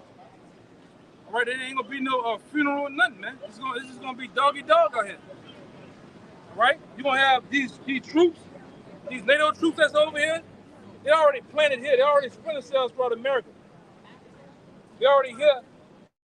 You're gonna have regular Edomites or so-called white people going at it with the government. That's right.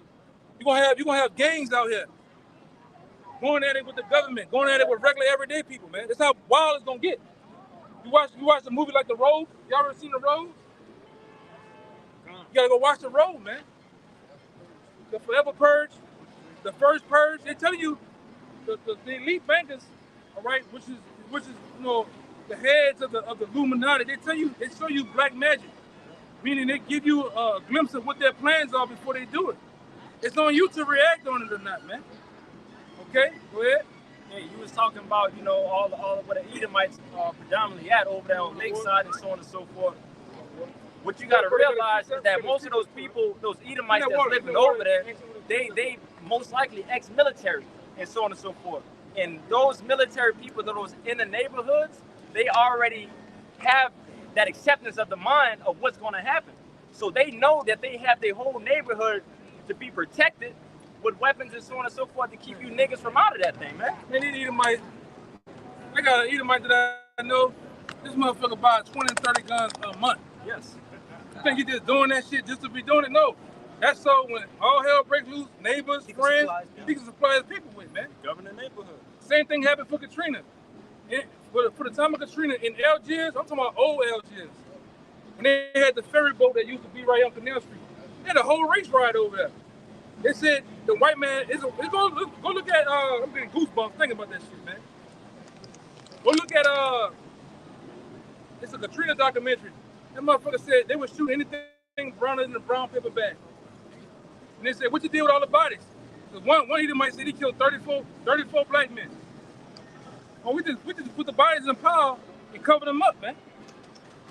You said that on camera and nothing happened to him? They deported his ass back to, I think he was from Ireland or some shit. They deported his ass back. That's how Wally got over here, just in old Algiers. So imagine a place like Gretna that ain't never been uprooted with them old Edomites with that old mentality. They gonna come up against you young men out here. Y'all killing each other. You got young men killing each other out here in the society while these old rich Edomites collect your goddamn organs, man. Yeah. Why you coming up against each other, man? All right? But this is gonna happen. Go ahead. Yeah, they got some more. Yeah, come. It says, I'm gonna read 23 again. And the dead shall be cast out as dung, and there should be no man to comfort them. For the earth shall be wasted, and the cities shall be cast down. These cities gonna be cast down. Complete war zones, complete third world countries overnight. And New Orleans already done, man. Yeah. I don't know why you tourists even come out here to New Orleans, man. All right? It smell like urine, feces. The lights, ain't no lights on the fucking highway. All right? The women fat, stinking ugly, man. Obviously, for the judgment, they got the polls that tell you that New Orleans is the #1 most visited city. This is the most popular city in the whole U.S. We don't see why. We stay here. We don't know why you come down here, man. It feels better for us to leave. Yeah. Definitely. Yeah, it's a goddamn cesspool, man. There's nothing. There's no jobs, no resources, nothing here. This is straight bullshit, man. But you want to come here, all right? And I believe once they get this Super Bowl out of the way, they gonna go with their move on you, Jakes, down here, man. Yeah. They know you the most aggressive. You the most with mental illness. All right, druggies. They gonna get rid of you, Jakes, man. That's why for Katrina they brought Blackwater troops down here, man. And they was tearing you Jakes' ass up all over there by the Iberville. I heard the stories, man. You know, you niggas you was shooting at nighttime at the helicopters, and by day you was laying out dead. And them boys was putting on the night vision. You know, you Jakes don't know about that. Thermal, night vision, infrared. It will wearing you niggas out, man. Go ahead, huh? Like I say too, you gotta read between the lines. Yeah, they got the Super Bowl coming down here, and they redoing and they doing a lot of things. But are you really think they just doing that? You think they just putting new streets down here for the Super Bowl? You know, they probably putting up, as we see right now, all these cameras going around, all these 5Gs and you know whatever that they could do to. Oh, you want to say something? That's what they did from 2019 to 2021 with the L down. So everybody was inside. They were putting up all these 5 towers and moving all this military equipment in place. I'm listening to one guy that was with the W to the E to the F. He said, man, we finna. He said, by the time you know it, when we move into 6G, that's when we're gonna start putting these biometric chips in people fucking in people, man. When they move to 6G, they're gonna be, by that time it's gonna be implement of the chip, man. We close to it. That's the goal of the elite bankers. It's to chip everyone, man, to make everyone cattle, and they can do it by force with these troops. All right. You ever seen the first Purge? You seen how the chipping was nothing but what they wanted to do with Skeletor and them, putting them lenses on their eyes. That was the chip, and they had people lined up for money. You see how they said come get these. I forget what they called it, but it's what they call it. You get like $5,000 if you survive the night. Yeah, you survive the night. Come get these lenses to put on. That was the chip. They're gonna do the same thing. They're gonna offer people money. You see for the C-19 when they was giving everybody this shot. You got free donuts, free beers, free weed, chicken wings. They offer niggas the same thing, man. Chicken sandwich. But what happened? You couldn't go into the store unless you had the in you, man. And all they were doing is merging the information of the medical world and the information of the financial world all on one server to get ready for that, man. Go ahead, huh? What is it? The fourth industrial with man and machine. Yep. And great. Making man a computer, man. Yep. Go ahead. Second Ezra 16 and 24. It says, "Therefore shall be no man left to till the earth and to sow it. Yep. The tree shall give fruit, and who shall gather them?" Yeah. So by that time, all the grass gonna be growing wild. All right. Shit is gonna be like I Am Legend out here, man. Right. Yep. You're gonna desire to see a person that ain't gonna be able to see nobody, man. Yeah, it's gonna get to that. Go ahead. It says, "The grapes shall be ripened, who shall tread them? Yep. For all places shall be desolate of men." All places shall be desolate of men. And in the end, once all the guns and all that shit wear out, it's gonna be like ghost towns out here. Men gonna hide themselves, man, in that day. Go ahead. So that one man shall desire to see another and to hear his voice. They ain't gonna be able to, man. And you Mason niggas can keep going, man. You old Mason niggas can just keep on going, man. All right? Go fuck with Prince Hall. Go ahead. Last verse. Verse 28. "For of a city there should be 10 left, and 2 of the field." So imagine this little city called New Orleans and only got 10 people left in the bitch. Just imagine that. That'll trip you out, man. Yeah. Go ahead. "For of a city there should be 10 left, and 2 of the field, which shall hide themselves in the thick groves and in the clefts of the rocks." Yeah. So on the countryside, there only be 2 left. That's how bad it's gonna get out here, man. In the first couple of hours, if you ain't out of the city, on the countryside somewhere, you through, man. These cities gonna get locked down, straight. I'm talking about I worked a job in oil and gas, and my supervisor, he had to go for a couple of months to Mexico. He went to Chihuahua, Mexico, where our big plant was at. He worked out there. He said, man, them motherfuckers had gunfights for hours. You know how niggas have a gunfight for a couple of seconds? It seemed like a long time. said that bitch going on for hours. Grenades, shooting. He said I walk out. He said more.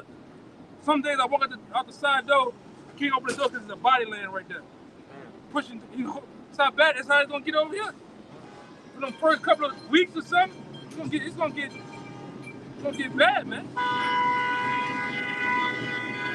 Go ahead. Yeah, right road. This is 2nd Ezra 16. I'm gonna start at 68 because if you get that C hip, you ain't exempt.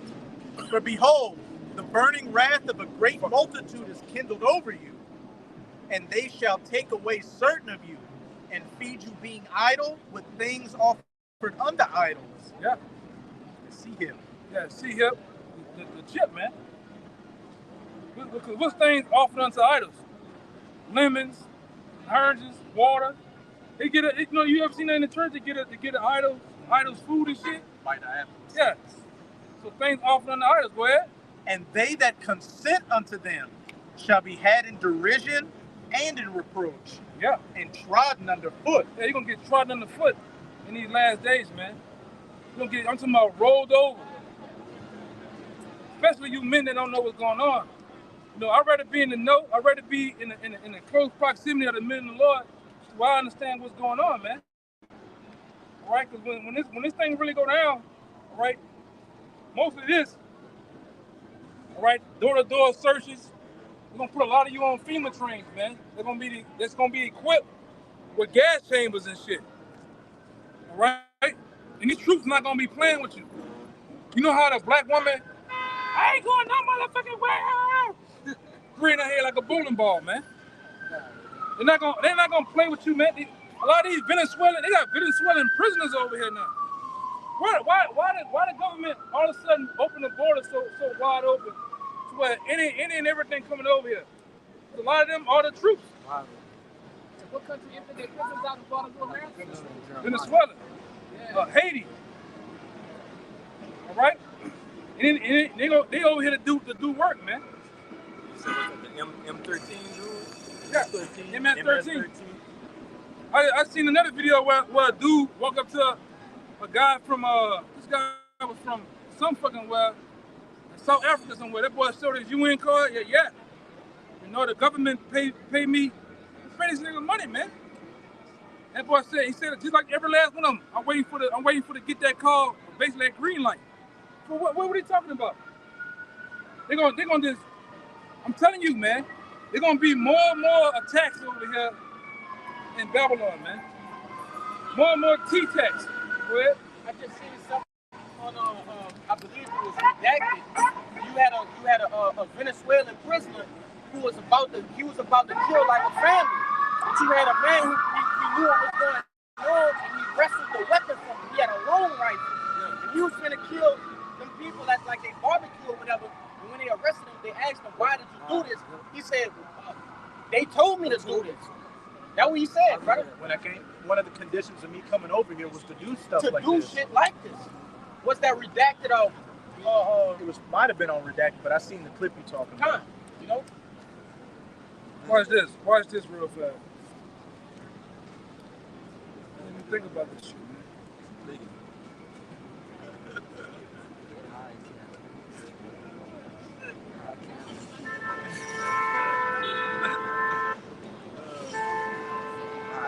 And this from a book called "Behold the Pale Horse" of William Cooper, man. They killed. All right, who they knocked him off. All right. This is from page. You can read it too for me. This is from page 220, chapter 12. Let's see what it says. Well, you see that two things right there. Yeah, them two. The government encouraged the manufacture and importation of military firearms for the criminals to use. Yeah, so why all of a sudden these Hondurans and Venezuelans and Guatemalans, that's even in Kenya, why they getting all these guns all of a sudden? Doing home invasions, robberies, all throughout this country, all in New York, Chicago, they doing a lot of raping, all type of shit. They were sent over here to do this, man. All right, go ahead. This is intended to foster a feeling of insecurity, which would lead the American people to voluntarily disarm themselves by passing laws against firearms. Right. All this shit is bullshit. Where it is crisis actors are really happening is all set up by the government. Go ahead. Let this shit go by, man. A lot of people gonna be needing that soon. Hey, but like we say, we coming into a time where 911 gonna need 911, man. Go ahead. This using drugs and hypnosis on mental patients in a process called Orion. The CIA inculcated the desire in these people to open fire on schoolyards. Watch this nigga here, bro.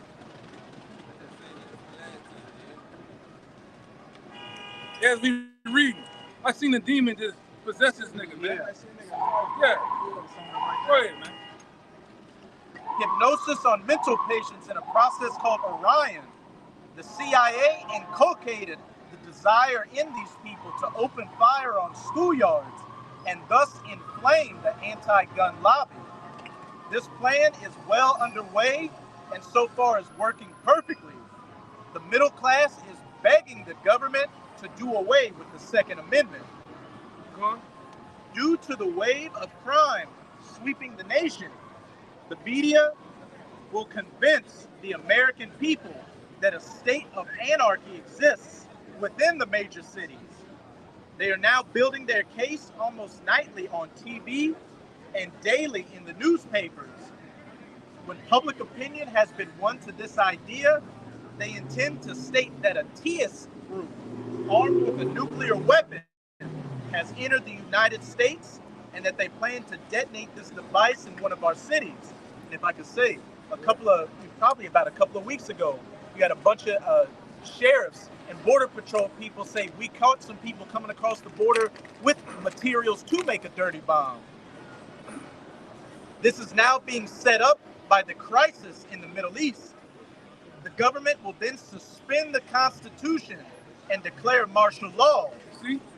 They're gonna suspend the Constitution and declare martial law. Go ahead.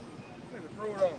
The secret alien army of implanted humans and all dissidents, which translates into anyone they choose, will be rounded up and placed in one of the mile-square concentration camps that already exist. What we're talking about. They're going to try to put people in FEMA camps, man. All right? Concentration camps. Go ahead. Are the people whom they intend to place in these concentration camps destined to make up the reported batch consignments of slave labor needed by the space colonies? Yeah. You see? You want to say something? Yeah, I got a precept to back that up. Because we know, according to the scriptures, that some of the elect will be thrown into concentration camps along with these other enemies of the state. What did Yahushua say? I was numbered amongst the transgressors. This is Revelation 2, verse 10. Fear none of those things which thou shalt suffer. Behold, the devil, again Esau, Edom, the so-called white man, shall cast some of you into prison, concentration camps, that ye may be tried, and ye shall have tribulation 10 days. And that just means a complete amount of tribulation for whatever your lot is. Be thou faithful unto death, and I will give thee a crown of life. And that's another part. Some brothers out here are going to be martyrs. But if you take that lot manfully, to the end, you're going to receive a crown of life. So as the elder brother's been going into, we're coming into some deadly serious times to where society as you know it now, with people walking around having a good time, is just going to be a thing of the past. Yeah. Yeah, that's why I say, enjoy yourself now, man. All right? You 230, go live it up.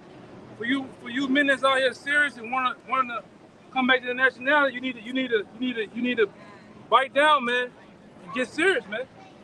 All right? Because we ain't got that much longer. The Lord's not gonna keep us on the highways and byways much longer, man. All right?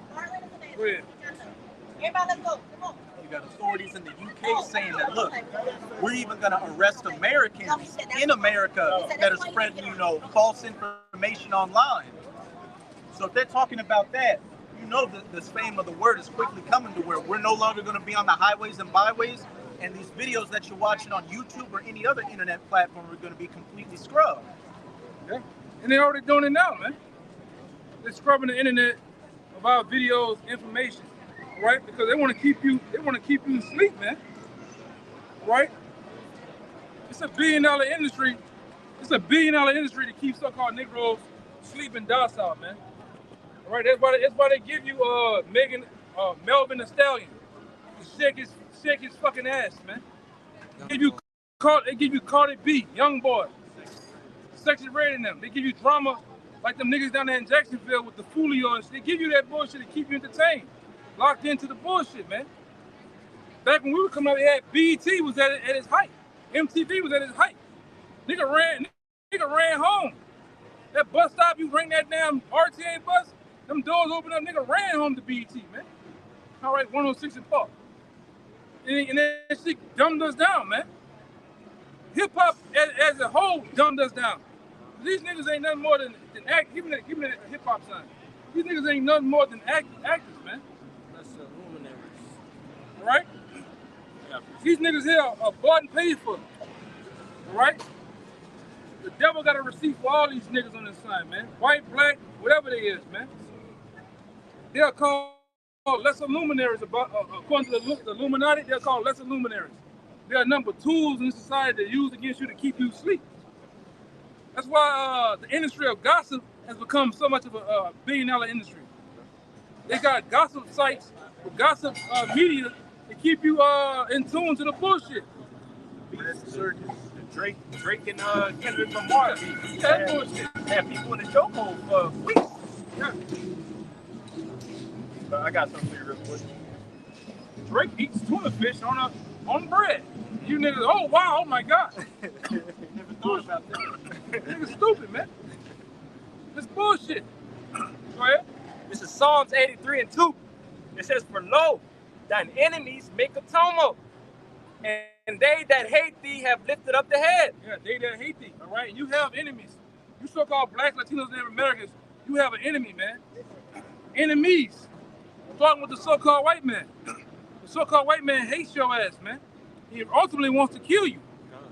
Okay? Go ahead. Verse 3.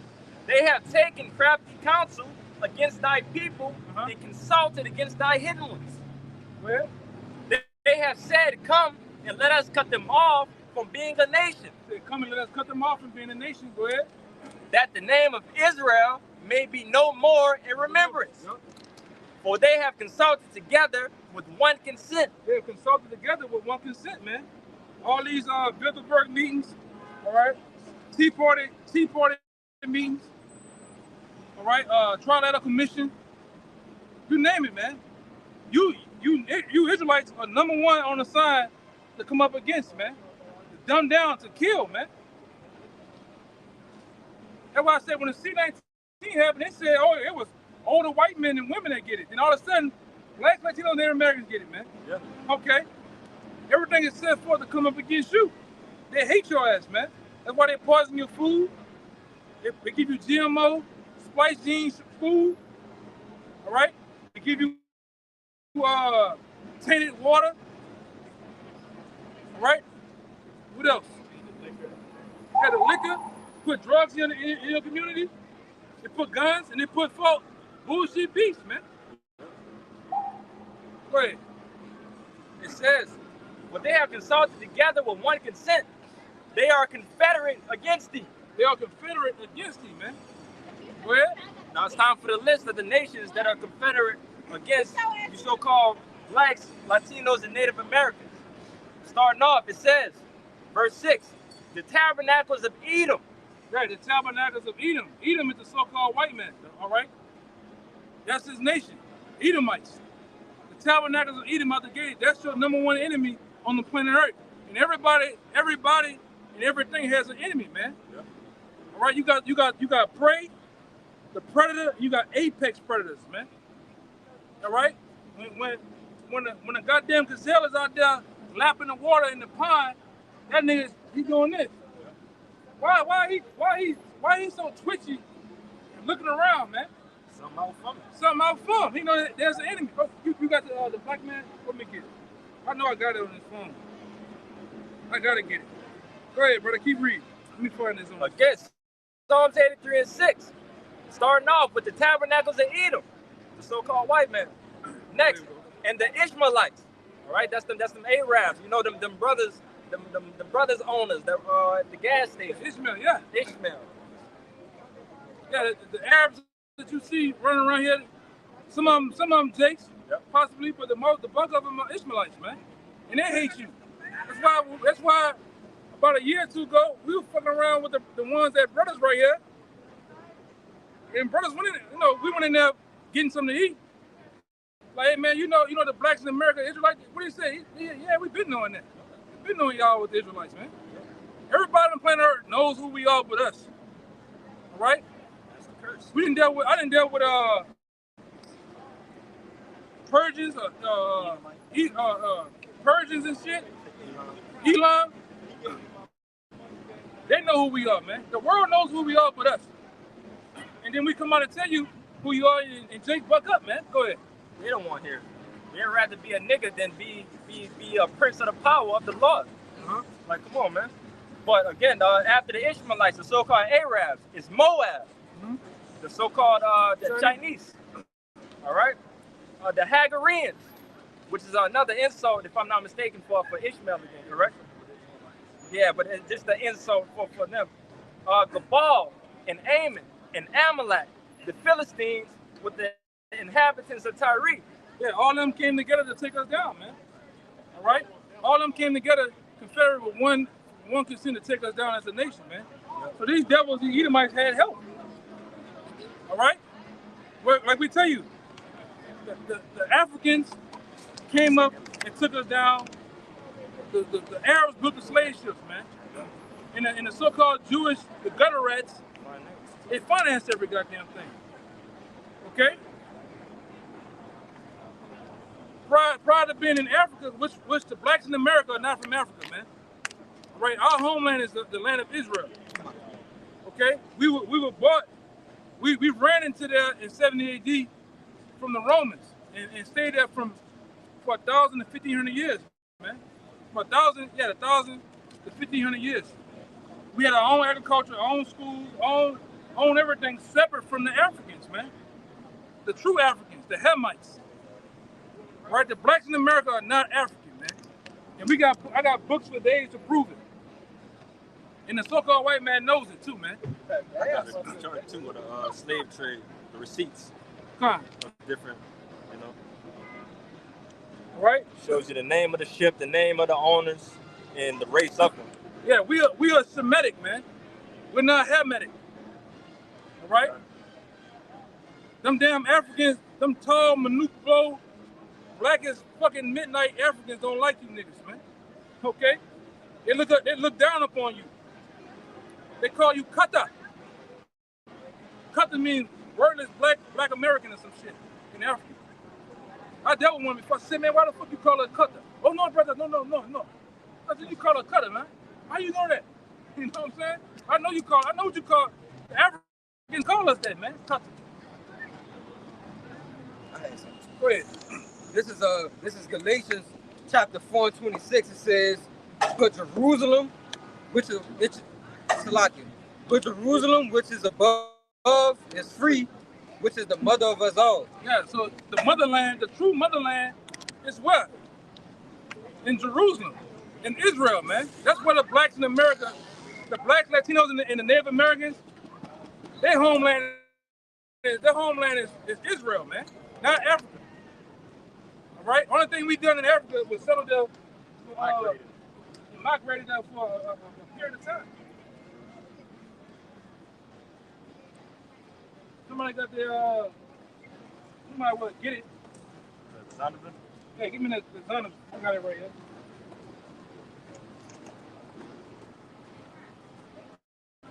We might well get it, man. There you go. I got something right here too. Let me find the page.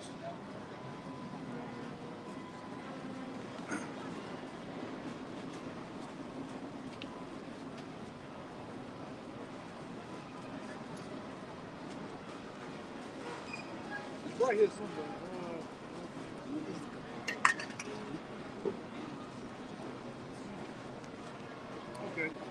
Read that part out. Read the book. Bring up the book. This is Weird History 101 by John Richard Stevens.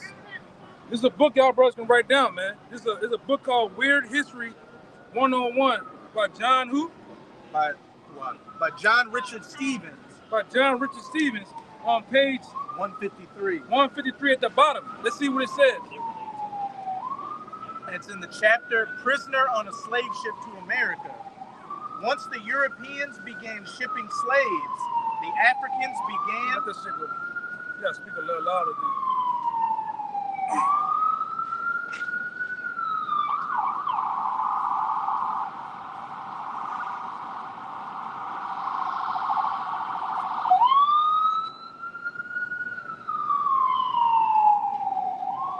This is page 153 on Weird History 101 by John Richard Stevens. Once the Europeans began shipping slaves, the Africans began to differentiate between the slaves they kept for themselves and those they traded to the whites. Read that again, man. Why they didn't teach us that in school? Right? And the ones that differentiated, they knew the difference between us and Africans. Because why? Our people were somewhat still keeping their heritage, man. They were wearing clothing with what? The fringes, the border of blue. Right? We seen it with the Mexicans and the Native Americans. They still wore the fringes and the border blue. Was a sign of what? Our separation from the people we was living around, man. Particular diet. Yeah, a particular diet, a particular custom of keeping the laws, the Sabbath. They knew this, man. How was they able to differentiate between the two? Read it again. Once the Europeans began shipping slaves, the Africans began to differentiate between the slaves they kept for themselves and those they traded to the whites. Sometimes the domestic slaves, the ones the Hamites kept, so they were probably Hamites, indentured servants, even headed up excursions to capture slaves or export. Yeah, ship us all to the white man because, like I said, huh? That's between 153 and 154. Right, and they knew this, man. That was the ones that put these books together. They go on these excavations and they know the difference. They know, all right, what to look for, man. Like, bring that port out on that phone real fast. They like to argue that black people sold black people into slavery. Bullshit. Right. And like I say, and the ones like down here in New Orleans, it was one particular guy, his name escaped me right now. It was him and a woman. They were like the richest black slave owners. But guess what? You go deeper research than them, they were high level Masons. All right? They were high, and the ones that you see come over, the blacks you see come over here with slaves, the fuck was Masons. Man, you look on a $2 bill. You look on a $2 bill on the back. There's a guy by the name of John Carson. I believe he was like the number 8 president of America, man, before George Washington. But he was a black man, a fucking Mason. All right. Elder Malcolm of the Chicago camp goes into it all the time. That the Moors were some of the biggest race traders out here. And there was a lot of those Moors that were owning slaves. And you got Jake Wood. That's a street right there, Shriner right there. Yeah. And them niggas don't know shit, man.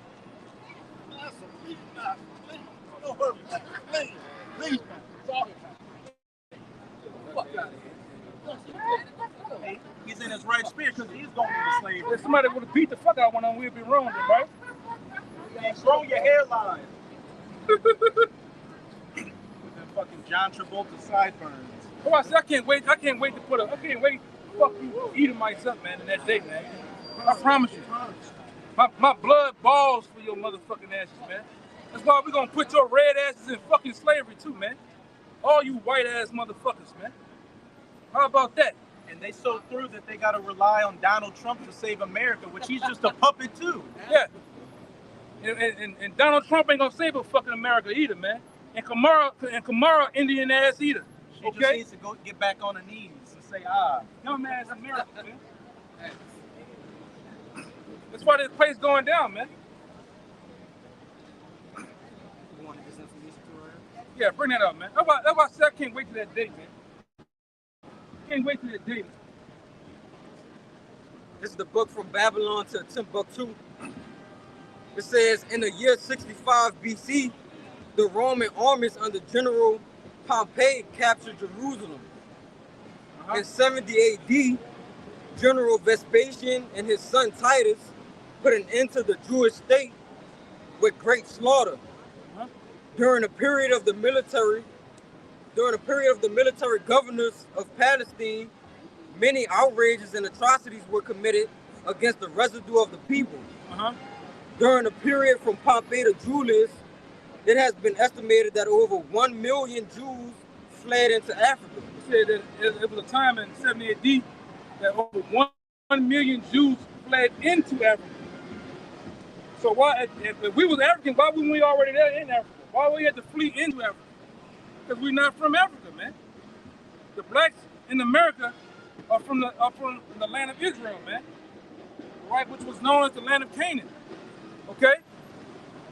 We fled into Africa, go ahead. It has been estimated that over 1 million Jews fled into Africa, fleeing from Roman persecution and slavery. Fleeing from Roman persecution and slavery. Go ahead.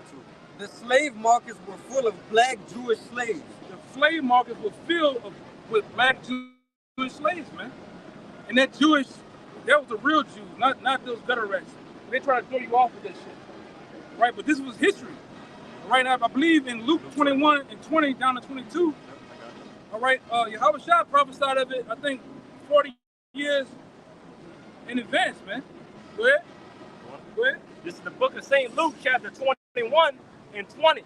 And this is red letters, Yahweh Shai speaking. It says, and when ye shall see Jerusalem compassed with armies, then know that the desolation thereof is nigh. Then let them which are in Judea flee to the mountains, and let them which are in the midst of it depart out, and let not them that are in the countries enter therein too. For these days be the days of vengeance, that all things which are written may be fulfilled. But woe unto them that are with child, and to them that give suck in those days, for there should be a great distress in the land, and wrath upon this people. And they shall fall by the edge of the sword, and there shall be led away captive into all nations. And Jerusalem shall be trodden down of the Gentiles until the times of the Gentiles be fulfilled. Yeah. And you have to, basically in that time, if you didn't get out of Jerusalem in that time, you was going to be killed, man. You're going to be slaughtered.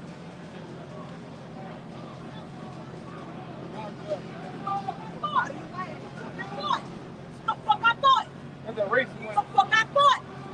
That y'all ain't coming this way. All right, I'm back the fuck out you, and I'll back the fuck out you, and you know that. That's a racing. That's the one. Well, yeah. Well, that was them.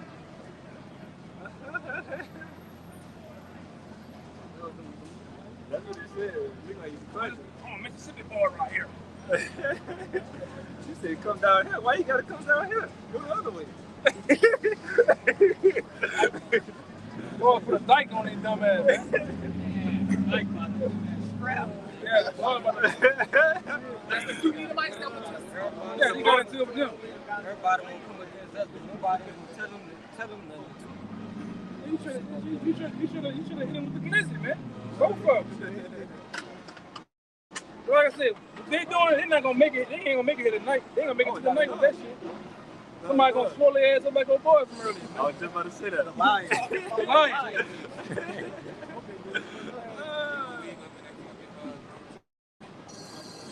Hopefully they wake up in the real world. That's gonna be your Edomite sitting on top of a building with a sniper rifle, sniping Jake Saul. What's wrong with this dumb ass nigga behind us? Go ahead. I had that word now. Yeah, go ahead. This is the What's wrong with this nigga, man? the Zonder's Bible Dictionary. This the word Ham. That might be It says our Ham, the youngest son of Noah, born probably about 96 years before the flood, and one of 8 persons to live through the flood. This is Ham, because the Hamites are the real Africans, man. All right, and this was the son of Noah. All right, go ahead. It says, he became the progenitor of the dark races, not the Negroes, but the Egyptians, the Ethiopians, Libyans, and Canaanites. He was the progenitor of the dark races, not the Negroes, man. Yeah, he was not the progenitor of the Negroes, man. But the people of what? Not the Salaki. He became the progenitor of the dark races, not the Negroes, but the Egyptians, the Ethiopians, Libyans, and Canaanites. Right. And this is from another book. Like sometimes we bring the books out, sometimes we don't. All right. This is from another book called the Young's Bible Dictionary, man. All right. Off of page 270 at the bottom, it says Ham, a son of Noah, of Cush, Egypt, and Put, and Canaan. While they all may have been dark-skinned, and show you that the nations back then were dark-skinned. All of them were dark-skinned. It says, while they all may have been dark-skinned, they were not the progenitors of the Negroid races. All right, but rather people associated with Egypt and the northern continents of Africa, man. And then what's on the front? A small hat, man. They know that. They know that you're not African, man. All right, but that's a lie that's been told. All right? It's a goddamn lie that's been told. Read me that. This is from the white man's Bible. This is from another book, all right? From the white man's Bible. And it taps into how this devil think, man. All right? That's why I say in order to tell a lie, you gotta first know the truth. And these devils know the truth, man. That's why they say we can put the truth in the book and in the museum. So-called Negroes not gonna go there to learn and study it, man. All right? They want microwave teaching to them. Pop it in the microwave and instantly you think you got it. You gotta go search, man. You gotta go read. What? Yeah. Yeah. And first to tell a lie, you gotta first know the truth. And they know it, man. They've been knowing the truth for years. That's why they have constructed they history, man. They alter history. They didn't change artifacts, paintings, you name it, man. Whitewash, and then this educational system over here was brought to you by the Rockefellers, man. And niggas think they're learning. How the fuck you learning anything when most of the HBCUs, colleges, are named after fucking white people or their wives, man? Spelman, that's after the man's wife, a white woman. So yeah, he got niggas' minds warped. Go ahead, Creative credo number 3, recognizing your enemies. Recognizing your enemies, man. What you black, Latino, Native Americans fail to do. You fail to recognize your enemies, man. Go ahead. A matter of life and death. It's saying to recognize your enemies is a matter of life and death. Go ahead. Basics for survival. Go ahead. The second dumbest creature on the face of the earth is one who cannot recognize its enemies. The most stupid of all is the one who will defend and collaborate with the very enemies that are destroying it and its own kind. One more time, brother. You gotta read that. They gotta, like my man Biggie said, let that marinate, man.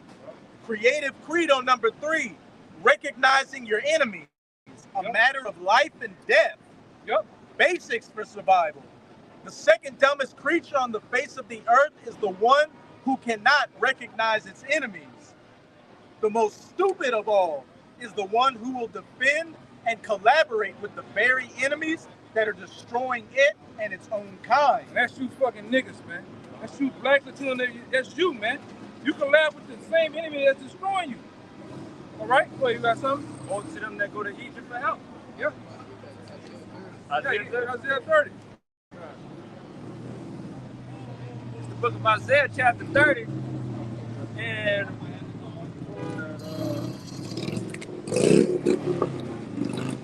Was that 30? Yeah, it's 30 from the top.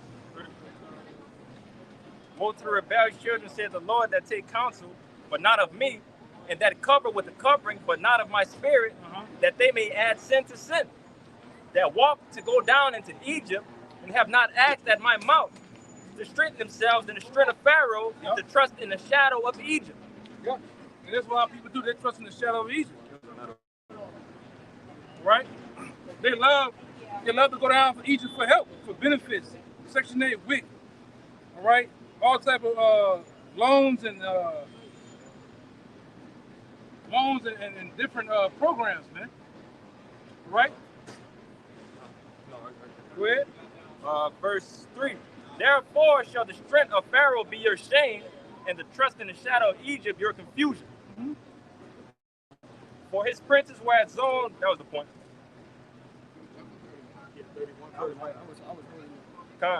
For, Isaiah 30 and 31. For though the voice of the Lord shall be the Assyrian, be beat. Oh, 31. Oh, yeah, it gets locked. That's the one I want. Woe to them, Isaiah 31 and 1. Woe to them that go down to Egypt for help, and stay on horses, and trust in chariots, because they are many, and in horsemen, because they are very strong. But they look not unto the Holy One of Israel. Yeah, our people don't look not unto the Holy One of Israel. Right? And these so-called Negro Latino Americans, they've been like that, man. All right? One more time, my Bible shot. Isaiah 31 and 1. Woe to them that go down to Egypt for help, and stay on horses, and trust in chariots, because they are many. This is Egypt, man. All right? America is another form of Egypt. That's why when you look it's in the spirit of Egypt. That's why you look on the back of your dollar, you got, why does America have pyramids on the back of the dollar, man? Why does America, when you go down to Memphis, Tennessee, you got buildings shaped like a goddamn pyramid, man? Yeah, what does America got to do with Egypt and pyramids? This is a shadow of Egypt. When you look at the shadow, it's the figure of the real thing. Same thing with this place, man. America upholds all the ancient captivities, whether it be Assyria, Babylon, Persia, Greek, Rome, you name it, man. This place don't have nothing of its own. Everything was taken from a previous empire, man. It just mixed it up as one. It's a gumbo pot of bullshit, man. We got the Caesar Superdome, huh? Yeah. Turn from Mercedes to Caesar. It's a Caesar Superdome. Yeah, the damn casino down here is Caesar. You tell me this ain't fucking on, man? The same things are going on. Freaking and geeking. You got all these goddamn Skittle people levitating around here. Backdoor pushers, man. Yeah. That's in Memphis, man.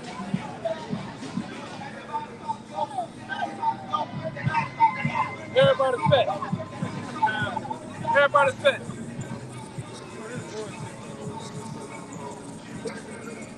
Finish nigga, man. Free with huh? The nigga with that cartoon is the black man. The black cartoon.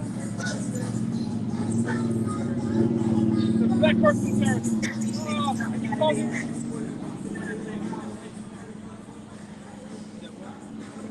Huh? That's a fucking cartoon, man. It'd be a black dude as a cartoon character. No. You're like this. Huh? Black dude that's talking about black dude? No. Come on, Peter. Oh, Cleveland. Yeah, he looking like Cleveland on that bitch. Cleveland on a 3-wheel, man. What we got? I think that was it on that. Yeah. No, I got a little bit more. I can read a little bit more. Isaiah 31 and 1, I'm going to start from the top again. Woe to them that go down to Egypt for help, and stay on horses and trust in chariots, because there are many, and in horsemen, because they are very strong. But they look not unto the Holy One of Israel, neither seek the Lord. Yeah. Yet he also is wise and will bring evil, and will not call back his words. but will rise against the house of evildoers and against the help of them that work iniquity. Yeah. The Lord's gonna rise against all that shit, man. Right? America's going down, man. Whether you Negroes, Latino Native Americans, hearken or not, man. Okay? The Lord ain't asking and begging and the goddamn thing. This place gonna go down. The Lord's already pretty much got who he want, man. He's already appointed for the ones who gonna wake up. 2/3 of you gonna die in these camps. You're gonna die of hunger, you're gonna die of thirst. Okay? You're gonna die over here in America. Give me that one of Ezekiel about it says sword is sharpened. I got you. Got it. Got one more verse real quick. Go ahead. It says, now the Egyptians are men and not God, and their horse is flesh and not spirit. When the Lord shall stretch out his hand, both he that helpeth should fall, and he that is hoping shall fall down, and they all shall fail together. Pretty much, man, you keep on coming down to Egypt for hell, man, and you got a recompense coming for yourself. You're trusting into your enemy, you know? That's your downfall. That's the downfall of 2/3 of our people, because they trust in Esau Edom more than they trust in the Lord. Yeah. That's why the scripture says, my people at home. Why is they spoiled, man? You niggas love and trust and oppression.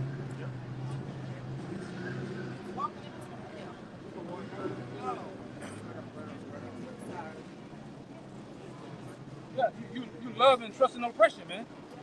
Right? Because most of you niggas benefit over here. You coon in high time for the fucking white man to make it, man. Yeah, she just said, yeah, she don't want that to happen. She don't want you to happen. See? That's what a black woman through, man. The black woman ain't nothing more than the ape on Planet of the Apes that was trying to get Charlton Heston out of the cage, kissing them with them fucking monkey lips. That's the black woman. That's the black woman in the hole, man. Man. Go ahead, brother. Go ahead, brother. That's it for that, Isaiah. You heard what he said? He said they're all over LA. She got the brothers in LA. Yeah. He jump out there like he fucking Sean Pope from Bad Boy and shit. Keep going on, man. It nothing but punks, man. Niggas hugging each other too goddamn close. Hey, my man.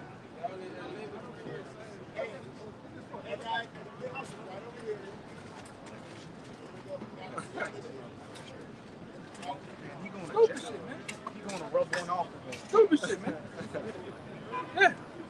You gonna jack off and ice high to this shit, man. He already got a hair left. Hey, my man, your people leaving you, brother. Go ahead about your business, bro. Go ahead, man. Go ahead, man. That's the son of Donald. Yeah. Come on somewhere, man.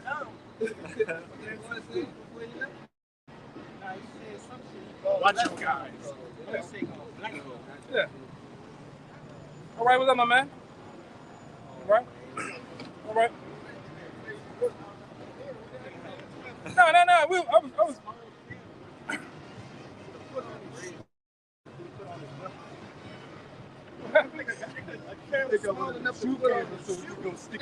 Oh, man. That's a GoPro? Well, that's a strange camera. That was a specialty camera. You gonna mount that bitch on the toilet. In the toilet. In the toilet.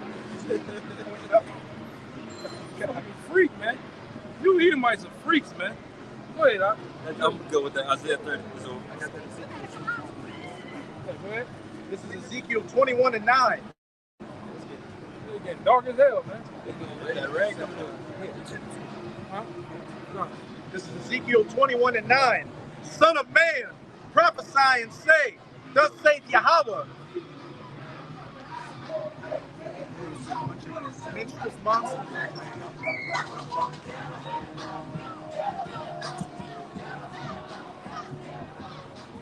So that's all niggas love to do, bullshit, man. Play. Nobody, boy. Hold it. Wait on it. Yeah. There might be a Jacobite. Looking better than the government check. Got to know it.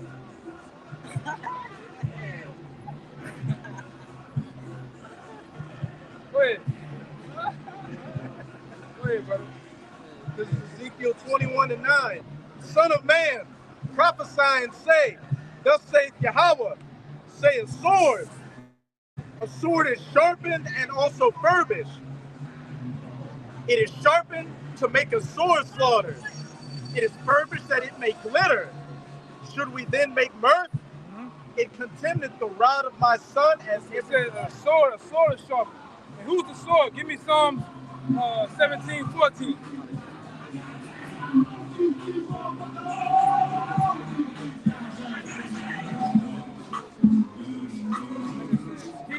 Ski. sweat run down my. You want it right now? Yeah. This is the book of Psalms, chapter 17, verse 14. It says, from men which are thy hand, O Lord, from men of the world. You said 13? Salaki. Arise, O Lord, disappoint him, cast him down, deliver my soul from the wicked, which is thy sword. Pop the shot one more time. Verse 13. Arise, O Lord, disappoint him. It said, arise, O Lord, disappoint him. The him is who? Esau, Edom, the so-called white man. Go ahead. Cast him down. Cast him down out of his what? His rulership, his policy. Yep. Go ahead. Deliver my soul from the wicked, which is thy sword. Deliver my soul from the wicked, which is what? My sword. Which is my sword. So the so-called white man was set up in these times as a whooping stick, as a sword in the house of Israel, man. Which is thy sword. Which is thy sword. And he used them to chastise us, man. To basically render all right, his wrath through the so-called white man to us, man. We went off. Go ahead. Bring the other one back. It is sharpened to make a sword slaughter. Read it over. Son of man, prophesy and say, thus saith Yahweh, say a sword. A sword is sharpened and also furbished. Like we've been reading, this sword is being sharpened. How martial law is going to be declared here in America. They're gonna take a lot of Americans out of their homes and put them in FEMA camps, man. Right? Through these troops that's over here. We told you how they got these troops disguising as Venezuelans, Guatemalans, all right, Africans and different countries, because that's what NATO is compared to many countries as a world one government. They're coming over here to police you people. Right? When the next terrorist attack happen here, they're gonna shut down these borders, these streets. We're gonna have Humvees and tanks going through here with soldiers, man. Going house to house, confiscating guns. All right? And the ones who don't want to comply, they're gonna either kill you or put you in these FEMA camps. That's why I say go home and look up FEMA camps, all right? Or FEMA executive orders. How they gonna plan on shutting down the highways? Verse 10. It is sharpened to make a sword slaughter. It is furbished that it may glitter. Should we then make mirth? Go ahead. It contemneth the rod of my son as every tree. Yeah. Verse 11. And he hath given it to be furbished, that it may be handled. Yeah, that it may be handled. Go ahead. This sword is sharpened, and it is furbished, to give it into the hand of the slayer. Who is the slayer? The so-called white man. He's the same guy. When you read in Romans the 13th chapter, he says that he don't bear the sword in vain. He gonna use that shit, man. He ain't gonna be like the dyke talking about.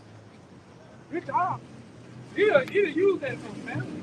And then he go cry and say, I fear for my life. You don't mind. This man is bloodthirsty, man. Have not you Negroes seen it? Every summer, somebody dying by the hands of the so-called white man. Somebody dying right now as we speak by one of them devils, man. That Sony Master chick. You seen what happened with that? I rebuke in the name of Jesus. No, you're not. No, you fucking not. He shot in her face, man. You know? These niggas, hey, man. And the Lord gonna use them on a large scale, man. Go ahead. Verse 12. Cry and howl, son of man, for it shall be upon my people. Go ahead. Cry and howl, son of man, for it shall be upon my people. And that slaughter is gonna be upon the Lord, his Lord's people in these last days, man. All right, you haven't seen these devils in their prime, but the Lord gonna put them back in that same old spirit before we get out of here, man. That raw spirit from the 20s and 30s. Watch these devils too, man. Y'all better watch these devils. They want to throw shit and do all type of weird ass shit, man. You know? Thank you, brother. Go ahead. Crying, how, son of man, for it shall be upon my people. It shall be upon all the princes of Israel. It shall be upon all the princes of Israel, man. Go ahead. Terrors by reason of the sword shall be upon my people. You see that? Terrors by the reason of the sword is going to be upon my people. All right? So when Jacob's trouble rolling around, man, it's going to be hell on you Israelites, man. Anytime there's a breakdown in society, the number one people that the so-called white man thinks about is you Jakes, man. Oh man, they're gonna come in my neighborhood. They're gonna take my resources. They're gonna do this to my wife. Think about you first, man. Right? But you don't think so. You just docile in this. The average black man is just wandering around broken. You don't even know what the hell going on, man. Everything to the average black, Latino, and Native American man over here is entertainment. Everything is for play, especially that black woman, man. Panic camera, that's all you see out here. They just bullshitting, drinking, frolicking around. All right? Fornicating, as my man Mike Tyson said. All right? Huh? Showing their public heads, man. Out here bucking naked. Okay? Yeah, that's what's going on. Meanwhile, the world, the Middle East is just wilding out, man. Meanwhile, a besiege is set against you. Right? What happened for Ida when shit collapsed down here? They had Arabs on the fucking roof ready to shoot you niggas down here, man. When the lights went out. So we already see what the mindset of the nations is, man. But like I said, the Lord gotta kill a lot of you niggas gonna die by default. A lot of you black women gonna die by default. Ultimately you don't have a man in the Lord as is. You don't have no goddamn body. Go ahead now. I'm about to some of y'all get it for like 30 minutes and out here, brother. Smite therefore upon the thigh. Yeah. Anything else? You got something? Let me pass it. Okay. Okay. I have Yeah. Bring that up. That's a good one. Bring that up. This is Jeremiah 47 and 2, verse 2. It says, "Thus said the Lord, behold, waters rise up out of the north, and shall be an overflowing flood, and shall overflow the land, and all that is therein, the city and them that dwell therein. Then the men shall cry, and all the inhabitants of the land shall howl. At the noise of the stamping." I was right.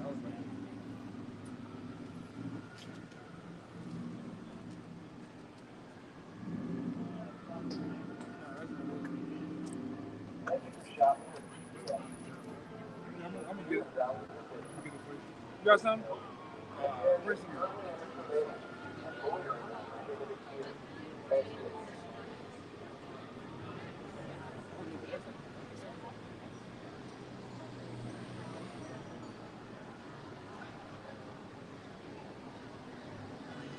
You got something? You want to say something real quick while I find that up? Right? Say something while I find it up. Yeah, Jake, as you can clearly see, Jake continues to spend these Saturdays like they didn't just go through from 2019 to 2021. That's when everybody was serious about things. You had brothers having family members and friends who used to scoff, hitting them up, asking what happens next. And really, I saw that as the last time the Most High was really showing major mercy, because you had a lot of brothers, a lot of these younger brothers come in around that time. But now this time, Jake, the Most High saw that a lot of you Jakes were bullshitting back then, just like you're bullshitting now with things back to somewhat normal. So when the Most High drops that hammer this time, when he gives that sword to the slayer to be sharpened, hey, that Esau is going to run roughshod on you, Jake. It's going to be like that angel, at the end of 2 Kings that was just slaying Jake, and he only stopped because the Most High told him to stop. Hey, the Most High's going to allow Esau to, go for what he knows. You got something? This is the book of Ezekiel, chapter 9, verse 4. It says, and the Lord said unto him, go through the midst of the city, through the midst of Jerusalem, and set a mark upon the forehead of the men that sigh and cry for all the abominations that be done in the midst thereof. And we know that mark is what? That Tawah, that mark of exemption for the men that are sighing and crying, as you're seeing right now, getting the blood off of our hands, as it says in Ezekiel chapter 3. Doing what we can to, be of that elect number, so Yahweh Bahasham Yahweh Shai will have that protective hedge over us during Jacob's trouble.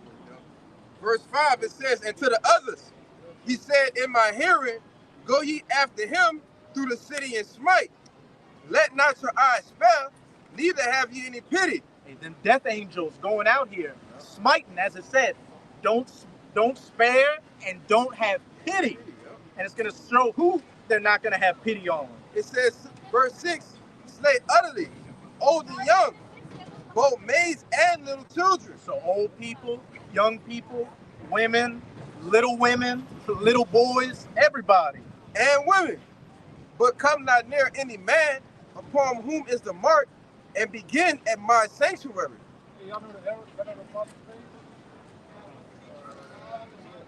Declaring the end. Yeah, Elders in Transit 3. Yeah, Elder Apostles. I'm going to give it to you. Exhortation and dedicate. Which one is that one? Dedication? Edification. The bars. Daily edification for Channel 12. The Elders in Transit 3.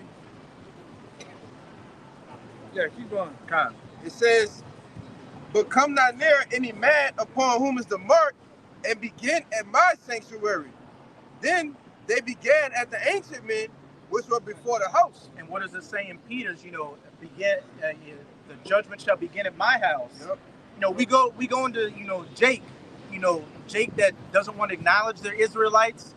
Just wants to continue being Black, Native American, and Latino out here getting judgment. But the Most High is really going to start at you Israelites that know that you're Israelites, because you know goddamn better. And we can clearly see that the Most High is making a division there with those who truly have the doctrine and the truth, and those who don't. You just had what not a Salakia, slipping with the tongue. You had a Bishop Nate now saying that whenever it's talking about Yahweh, or the Lord in the Old Testament, that is speaking of Yahweh Shah. Just complete madness, waxing worse and worse. That just goes to show that we are at the end of this thing. All the false camps are being made bare. The truth is being made bare. So what's the next thing to come? The judgment. This is the book of 1 Peter, chapter 4, verse 17.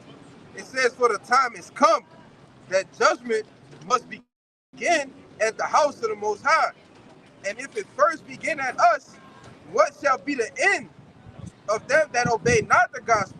And we can clearly see that the time of judgment is upon us, because all these end time signs in Matthew 24, the pestilences, the famines, the earthquakes in diverse places, wars and rumors of wars. Then what's it saying in 2 Ezra chapter 9? There shall be uproars of the people, and earthquakes are all taking place as we speak. So we're coming into the times of the judgments of Yahweh Bahasham Yahweh Shai. Verse 18, it says, and if the righteous scarcely be saved, where shall the ungodly and the sinner appear? And hey, the elect are going to make it out by the skin of their teeth. That's right. That's why we're sighing and crying right now, so we have that hope that Yahweh Bahasham Yahweh Shai is going to exempt us from this judgment to come. But for you Israelites out there, whether you know you're Israelites or not, you're going to be completely left without a hedge. And Esau, as we read in that Ezekiel 21, is going to come in, Hey, one of y'all remember that brother. He did it on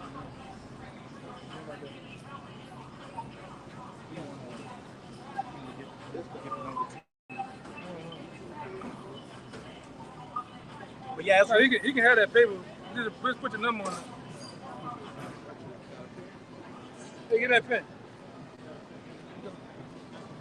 But yeah, as we read in Ezekiel chapter 21, Esau is getting ready to, brandish that sword for the last time.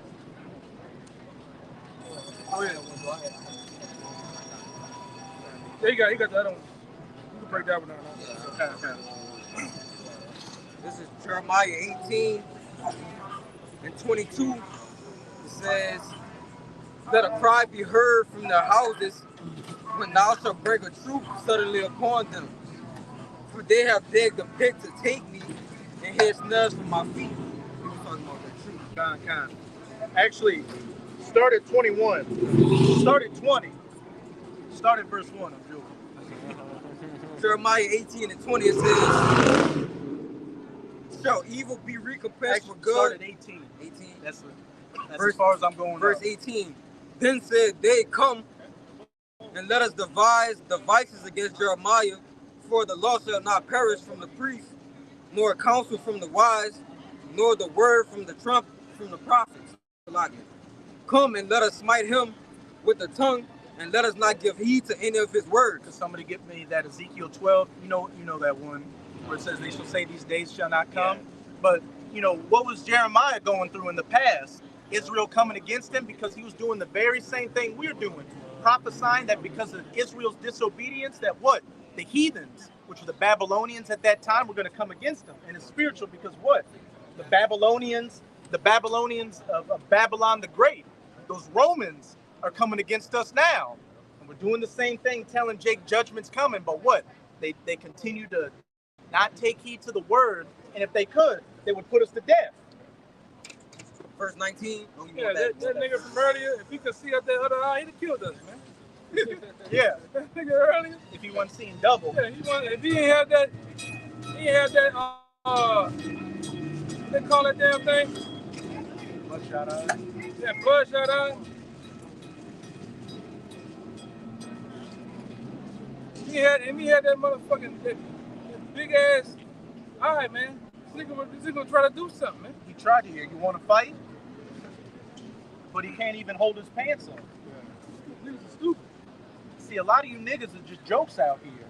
You'll come and talk shit to us like they were talking shit to Jeremiah in the past, but when it comes to this so-called white man, these police putting Jake down, all y'all do is go out with the sign, oh. Hey, the two Mississippi ass racist Edomites that walk past. Y'all niggas hooping holler, y'all don't do nothing to them niggas, man. See, we got a lot to lose. Because if we stump a mud hole in their ass, they're gonna say some whole other shit. They're gonna say, "Oh, we told you they were domestic teas." Yeah, so we gotta be politically correct. We gotta let them bomb first, man. We didn't, hey man, not to say, but hey man, it didn't went down the block, man. All right, brothers didn't put hands on shit before, but we ain't out here for that though. But we ain't scared of you motherfuckers. Like what his name? Vernon Mack said. We ain't scared of you motherfuckers, man. For real. That's the last resort, man. Go ahead, man. It's all good. And shit, we got the angels around us. And like, if it were to get to that, hey, just like they helped Maccabees, those angels were guiding Maccabees to cut through those Greeks. Hey, the Most High's got us. But for you Jakes out here, hey, a lot of y'all are gonna get laid down with the ground, as it says in Luke chapter 19. But somebody might have to get that one for me. But keep going on. You wanted that one first? Oh no, finish out in this one. Because these are the judgments that's coming to Jake for doing the exact same thing they were doing to the prophets in the past. What did Yahushua say?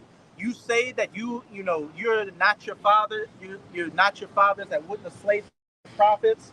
But by saying that, you testify of yourselves that you were the same ones that slayed the prophets because they were coming against Yahushua. So-called Jesus wanted to put him to death. Just like you niggas today want to do the same thing to the prophets. You got a goddamn hunchback. You hate us, man. You hate that we bring out this light, right, of Yahushua. But we preach it not of our own, but Yahushua, man.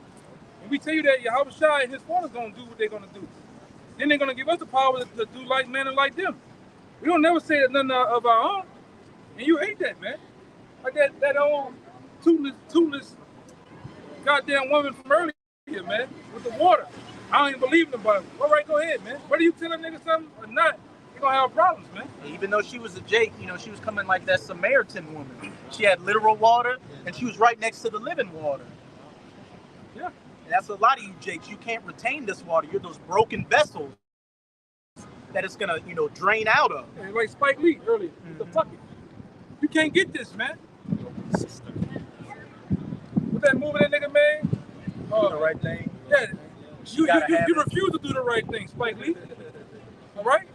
Niggas don't want to listen, man. You saw what happened at the end of Spike Lee, at the end Do the Right Thing. What was it? Radio Raheem? Radio Raheem. The cops choked his ass to death. Yeah. That's exactly what's about to happen again. Verse 19, it says, give heed to me, O Lord, and hearken to the voice of them that contend with me. Hey, give heed to me, O Yahweh, and hearken to the voice of them that contend with me. This is Jeremiah sighing and crying for all the madness that was done back then, as we're doing the exact same thing today. And what did Jeremiah ask? Verse 20, shall evil be recompensed for good? For they have digged a pit for my soul. Remember that I stood before thee to speak good for them and to turn away thy wrath from them. Hey, Ezekiel chapter 3, what? Hey, be a watchman unto Israel and tell them everything. But a lot of them aren't going to, take heed to the word. So what did it say? If you preach unto them, you shall take the blood off of your hands, but that blood shall be on them. But if you preach not unto them, hey, the blood's going to be on you and be on them. So that's why we are here, to try to wake up Israel, the elect. But if you don't get it, fuck you.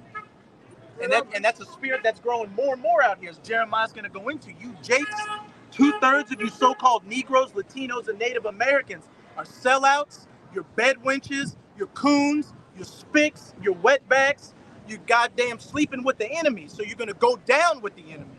Yeah. That's in Isaiah, what, 13? That consent unto them. Around verse 16. Trust true, man. Yeah, the Lord gonna kill all coons too, man. All you hopping bobs, you tontos, and you niggas that love the white man's dirty draw. The Lord gonna smoke a lot of you, man. Off the bone too. Right? You niggas are not gonna make it. Like in the movie with Caesar, Planet of the Apes, they're telling that big ass ape that was cooning, they gonna kill you too, man. And they call them donkey? Yeah, that's all a lot of you are. Donkeys. Jackasses, man. You gonna die too. The white man don't care about his goddamn self, let alone Israelite, man. He care about his own people, man. You had that guy Fresh and Fit, who's a damn Somali and an Ethiopian, a heathen. I can't stand that yeah, nigga, man. He a damn a fucking weasel. Yeah, he looked like a damn weasel. He look like a fucking weasel, man. Anteater. Right? And him like Tony Sotomayor were cooning for Esau, saying, oh, the black community ain't shit, which it ain't shit. But he was just doing it for brownie points for the white man. But what did the white man say? What they said about that Myron guy from Fresh and Fit, oh, he's just a nigger. Like, they'll be with us on one hand, but we can't trust them. Like, they understand that if you betray your own people, how can we trust you? Yeah, that's true, man. Yes. That's true, man. Yeah, so that's the motto. That's the way I think. If a motherfucker talking shit about me and they comfortable coming to you to talk shit about me, I mean, you with them too. You a part of the goddamn problem too, man. That's why your Howard Shot's gonna cut the head of the snake off, man. That the whole body dies, man. You niggas that's with the head. And a lot of you fucking black women too, man. Most of you, man. Yeah, the bulk of you, man. Not all of you, but the bulk of you gonna die too. So y'all live with the mindset of doing the bidding of the so-called white man. It's Pitbull. Yeah. They got that movie, this is an old ass movie with Julia Roberts called Sleeping with the Enemy. That's what a lot of you so-called black women do. Whether you physically do it or you sleep with Esau's system. It's all to keep the men of your nation down, thinking that you're gonna get a leg up. But as we can clearly see, he's about to throw you under the bus. He's about to throw all you sellouts under the bus. Y'all probably seen it before. You go into the post office and the black woman's behind the counter. Before you even get next in line, she got an attitude, man. In the shopping mall, you see all 17 teeth. When she's swiping that thing, bloop, how you doing? You all right? Your grandkids all right? You get up there. This man. And the head rolling, man. That's why I'll go to a longer line at the supermarket. If there's an Eve at a shorter line, I'll go to a longer line. Yeah, huh? Can't even say hey. Can't even say hey to him. Yeah, for real. That's why I don't open no doors for him. I don't do a goddamn thing. I don't do a goddamn thing for him. But they ain't right, man. They ain't right, man. And like I say, not all of them, but the bulk of them. Okay? That's why we were talking when we were coming at the block. We would say, you brothers gotta be aware. When you see them tattoos across the chest, the sleeve tattoos, the color hair, it's like an animal or insect in the wild, letting you know they dangerous, man. Bright colors mean poison. Bright colors mean poison. It's dangerous. Caution. You shouldn't fuck with them. That's why the scripture tell you that a man-in-law should deal with you shouldn't deal with a light woman, man. You gotta, hey man, you gotta get aware of all that. Be not taken by a woman's beauty. Yeah. They ain't number black widows, man. Go ahead. Yeah, the quick one. Then we'll get back to that. That's hard for a lot of Jake to digest. Because you deal in a system that glorifies, esteem women as a whole. You all right, my man? Huh? Where are you? Greece. Where's Greece? Mediterranean. Yeah. Right next to Turkey and all those countries. Yeah. It's your nationality, man. More than likely. Yeah. That's your biblical name.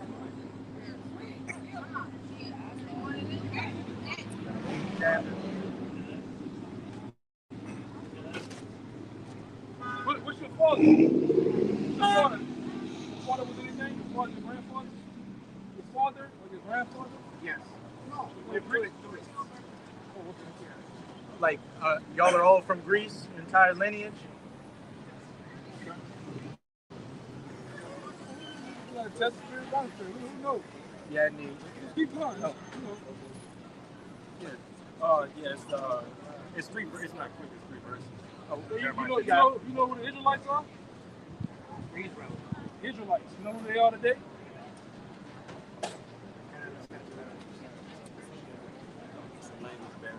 Yeah, dude, how can I say this?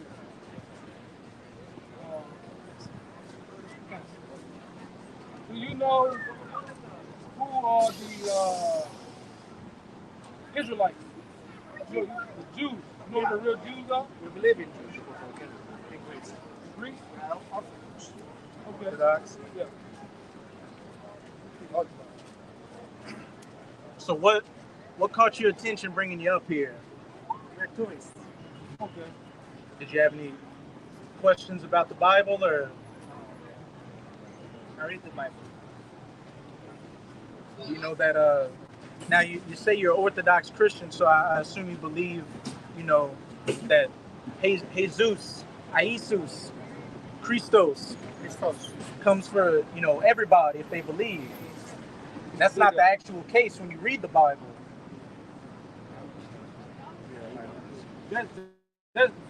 That's not so according to the Bible. You understand? Go ahead. Jesus Christos. Not twice for yes and one for no. You believe in Jesus Christ? I believe in the true power. Not Jesus, not the guy. Not Jesus. Not the guy who the world makes up.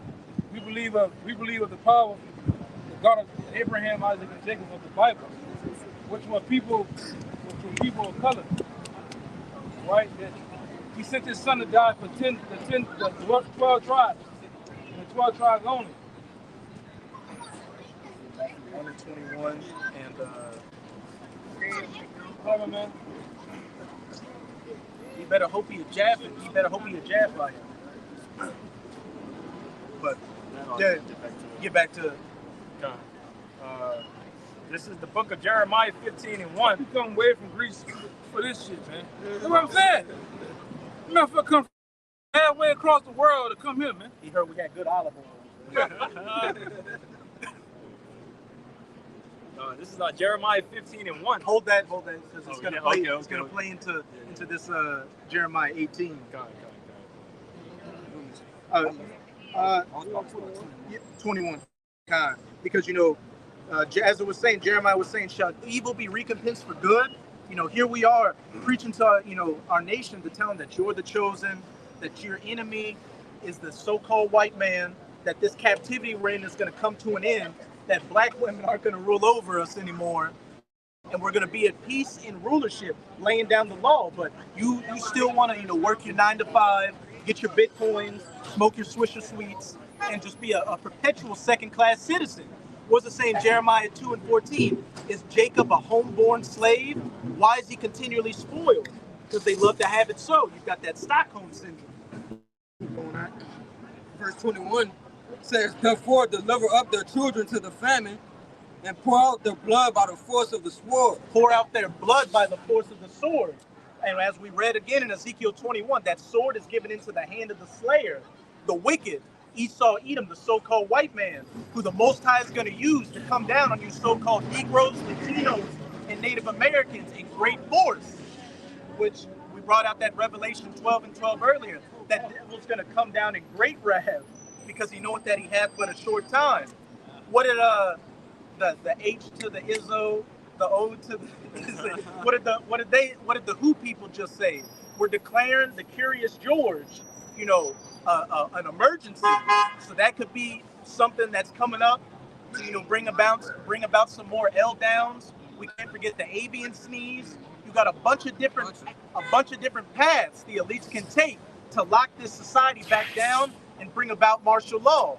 But our people, But what they said, all right, with that other, Kill Gates and his old man, they said Kevin Klein. Calvin Klein. They tell you, man, the next lockdowns, The first one, it's gonna be it. They're never gonna come out of the shit again. Now we dealt with the brother from over there in Australia. The brother from Australia saying they was jumping out, running you down, hitting you with that syringe, man. We had one guy, he was all on the roof running from the police. They went up there, tackled his ass, and gave it to him anyway. Just imagine helicopters going around all day, circling for people, man. Yeah. It's gonna get that serious. Back you up. Over in New Zealand, which Australia and New Zealand are a testing ground for what they want to bring with these man on dates. They said that they're putting new legislation in place to allow law enforcement and NATO troops to enact, snake piss mandates, and that they have three law templates they want to go through. And for those that don't want to go along with the program, they said we're going to bring you to a designated location. Yeah. What is that? A concentration camp. Yeah, they go in them camps. In them camps, they got provisions to torture you in there, man. Bone screws. They got provisions in there to give you the guillotine. They got the bill that's already passed with the guillotine, where they're gonna harvest a lot of you Jake's organs, man. That's on the books, right? You got guys that work on these ships that coming from China to the U.S. that already said they already shipped thousands of guillotines to California. Wi-Fi guillotines. Wi-Fi guillotines. So they don't even need to pull the string. It should just the sensor hits and knocks you off. There's some times we in, man. Shit is serious. You think we got time? That's why most time we ain't got time to sit up here and debate with no nigga, man. Too late. Hey, that spirit's out of the way because these prophecies are speaking. There's nothing to debate about anymore because everything we've been preaching is coming to pass. It's on the table. I ain't trying to debate with one of these old brickhead rock mouth niggas, man. Fuck all that, man. With brown stains between the teeth. Most of these niggas, I ain't trying to do no debating with these niggas, man. It's too late in the game to be debating. Proof is in the pudding. The RFID chip is going to be declared here in society, man. Martial law is going to be declared here, all right? And World War III is going to happen. We went into it. A lot of you going to get drafted to World War III, man, all right? And around that time, Yahweh Shai going to make his second coming. Ain't nothing to debate about. y'all been saying that way before news about chips became mainstream. Way before they even was talks about war. Y'all been saying. And it's to the point to where, Elder Yashuamba and, the elder brother Ariala, the Dallas camp, we're talking about how you got a Christian, could be a Jake, could be an Edomite, probably Edomite country singer coming out with a song called The Mark of the Beast, talking about the sea hill. And he had that insider, Tucker Carlson, interviewing him, and it's like, oh my God, I've read Revelation 13 before and never saw this. How did you see it to make this song? And he's like, because it's right in our face now. It's getting so in our face that people that can't see it can see it now. It's changing the landscape of these stores. Mainly Whole Foods. You can go in Whole Foods now and scan your hand and walk out the goddamn store. They got a store in Atlanta, up in Buckhead. You can go up in there. Don't have to pay nothing. But it automatically takes it out of your scan, man. Oh yeah, because they come in with this ID, this real ID. Yeah, the real ID shit, man. Was getting ready to put in place for the RFID chip. If you ain't got the chip, you can't travel. I'm going to Turks and Caicos. No, it's not gonna happen. It's like we go into. That chip is gonna have all your. It's gonna. Man, let's get into it. We in the spirit rolling. So let's get into it. Somebody give me the Revelation 13. Let's get the word. Karagma, Karaks, and Grapple. Yeah, let's get it. I got the Sirach 27. It's the book of Revelation, chapter 13, verse 15. Yeah, I was about to say start at 15. Let's start at 13. Because this is the beast system we're currently living in. That last leg of the Roman Empire, those iron toes mixed with miry clay in Daniel 2, the reincarnated Roman Empire, which is that NATO EU system that the U.S. is at the head of, and it began with the Renaissance. We're in the culmination of it right now. This is the book of Revelation, chapter 13, verse 13.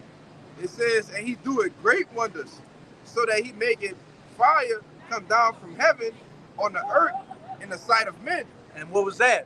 Those 2 atomic bombs dropped on Nagasaki and Hiroshima during World War II. That's the first time nuclear-based weapons were used. And after that, everybody was quiet before America because they saw this destructive, never-before-seen power. That was literally a miracle, to cause such great fire from the sky on the earth. And them people ain't do America shit.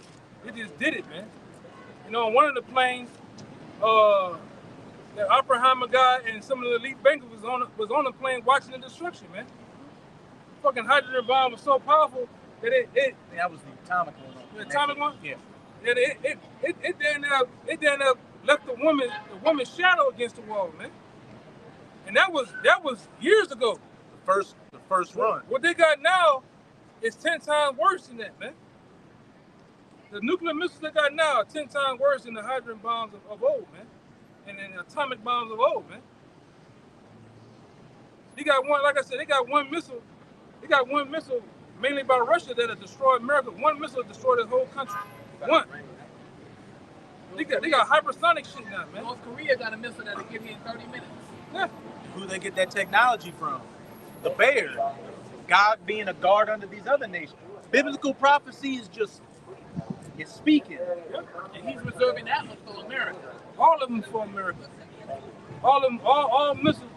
And like I said, this whole America gonna get missiles off too. They're gonna destroy countries too. Through that MAD. Y'all put this on your thing. It's called MAD. Operation MAD. Mutually assured destruction. That's what it's called. Mutual assured destruction. Which means if we get you, if you get us, we're getting you. Automatically. I'm gonna get you, sucker. Yeah, they got the nuclear system already programmed to where when missiles are shut off at it automatically shoots missiles at various different countries, man.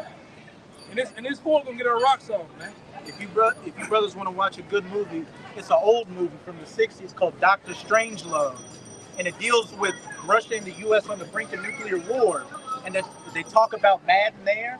As the elder brother just said, The Russians had something called the doomsday weapon, to where if they get hit, the weapon's automatically going to go off and destroy the earth. And then in that movie, they were talking about, we have plans, dumb shit. They have plans where they said, we're going to go underground with women and repopulate and come back to the surface. That's what these elites really think they're going to do. But when you read in the scriptures, when they go underground, they're coming back up by their hair grabbed by the elect, pulling them out and putting them into slavery. But, you know, that's a story for a different day. These devils are not going to come back into power after the nuclear destruction. Everything, the prophecies in the Bible, in the book of Revelation, tell you that over 200 million missiles are going to hit America. All right? It's going to destroy this place from California to New York, down to Mexico, up to Canada, man. All right? That's what's going to happen in World War III. You can see that the nations are gearing up to go to war, man. It's not going to be a war of tanks and Humvees. It's going to be a nuclear war, man. Say 9. And they ain't, like I tell brothers all the time, they're not sitting up, them missiles not sitting in them silos to spit shine. All right? Them missiles only going to be, they got to be, the only way to get rid of them is detonating them, man. Go ahead. Got one to back you up. This is the book of Isaiah, chapter 9 and 5. It says, for every battle of the warrior is with confused noise and garments rolled in blood. Every what? For every battle of the warrior is with confused noise. So the times of old, the battles that was fought was clinging, fighting, running, hollering, shields and shit. That happened back then. You stab a man, you watch the soul leave his body. You get blood spatter on your face, man. That's when men was running around. Niggas want to shoot you from 3 miles away. They were getting up close. They ain't have niggas shooting like World War. Niggas in America in New Orleans shoot like it's World War I. With that, like you Charles Gambino in that video, ducking and shooting, running, shooting like this, man. No, men got up close on your ass, man. Or if they did hit you with some goddamn boat. But go ahead. You call it spray and pray, huh? Yeah. Pray that something here. Well, again, Isaiah 95. You gotta get my people. Man, me and the nigga got into the shootout, you heard me, and the nigga ran around the car. I just got my shit off. He was happy just to bust the whole clip. Don't hit nothing. But that was what rewarding to him. He just fucked around this nigga. I just walked away, man. Just walk away from niggas like that, man. You niggas are, hey man, leave that shit to Esau's blessing, man. The bulk of you niggas don't know what the hell you doing. Okay? You women, you don't know what the hell y'all, and like this brother brought up some time back. I don't know why women, since the C-19, women has been the main, they've been buying up shit. The consumers of the guns. Yeah, the guns and shit. For what? They can sense in their spirit that, hey, half of you are scat. Nasty out here. You can't run a block. Okay? You don't pay attention to shit. Oh yeah. What you got a sword for? And you get the gun in pink too. And half of you get them swords taken from that DMX nigga, man. They come in, go in your purse, take the gun, you know? Get a charge on it and put it back in your purse. Yeah. You know? Well, go ahead, huh? Baby fruit snacks and shit. Yeah. Or the gummy bears. Yeah, gummy bears. Want all the cheese puffs, yeah. Capri Suns, niggas sucking up all that shit, man. Man, that was lunch for my son, man. Fuck that nigga. But this is Isaiah 95. For every battle of the warrior is with confused noise, and garments rolled in blood.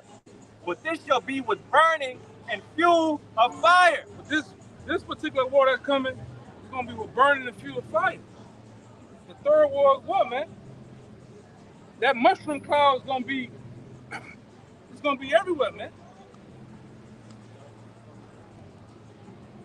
In Isaiah 24, it said it's gonna make the earth shake to and fro like a drunkard.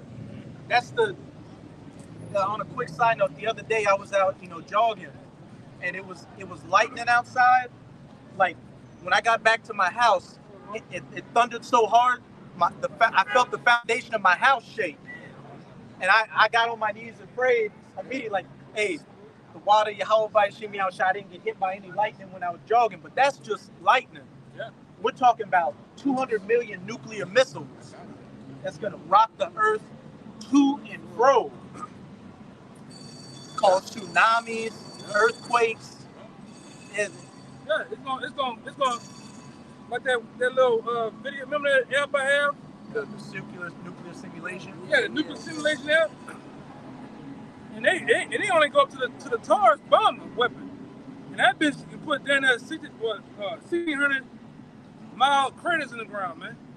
Just imagine a crater 1,600 miles in the ground here. This whole place gonna wash up. It's already below sea level. The whole shit gonna just get washed by water, man, off the map. That's why I tell you in Isaiah the 34th chapter that the Lord gonna spread the line of confusion throughout America. You're not gonna know what part of Texas is. You know how we go and look at the map and say you got the out. If I was to show you a picture, oh, that's Texas. Oh, that's California. No doubt that's California. No doubt that's Florida. When the Lord get finished with, you ain't gonna know what is what, man. Where? This is Isaiah 34. You want me to get straight to the point or get some meat on it?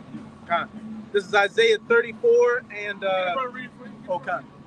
34. You can read 1 to 6. That thong song. That's what people are worried about right now. Come on. That Cisco haircut. Come on, man. You said 16 miles, huh? Hey, Elder, you said 16 miles. That's damn near all the way to the east. 1,600. Oh, 1,600. 1,600. Oh, come on, man. Oof. I heard that. From Sacramento, California to New York, that's 2,900 miles. That's the crater you say that is gonna make? That's deep. Yeah, Crater gonna shit. I thought he said 16. 1,600 miles. That's a lot. That's a lot, brother. That's tremendous. These nukes are gonna be tremendous. Yeah, you can start at verse 1 down this.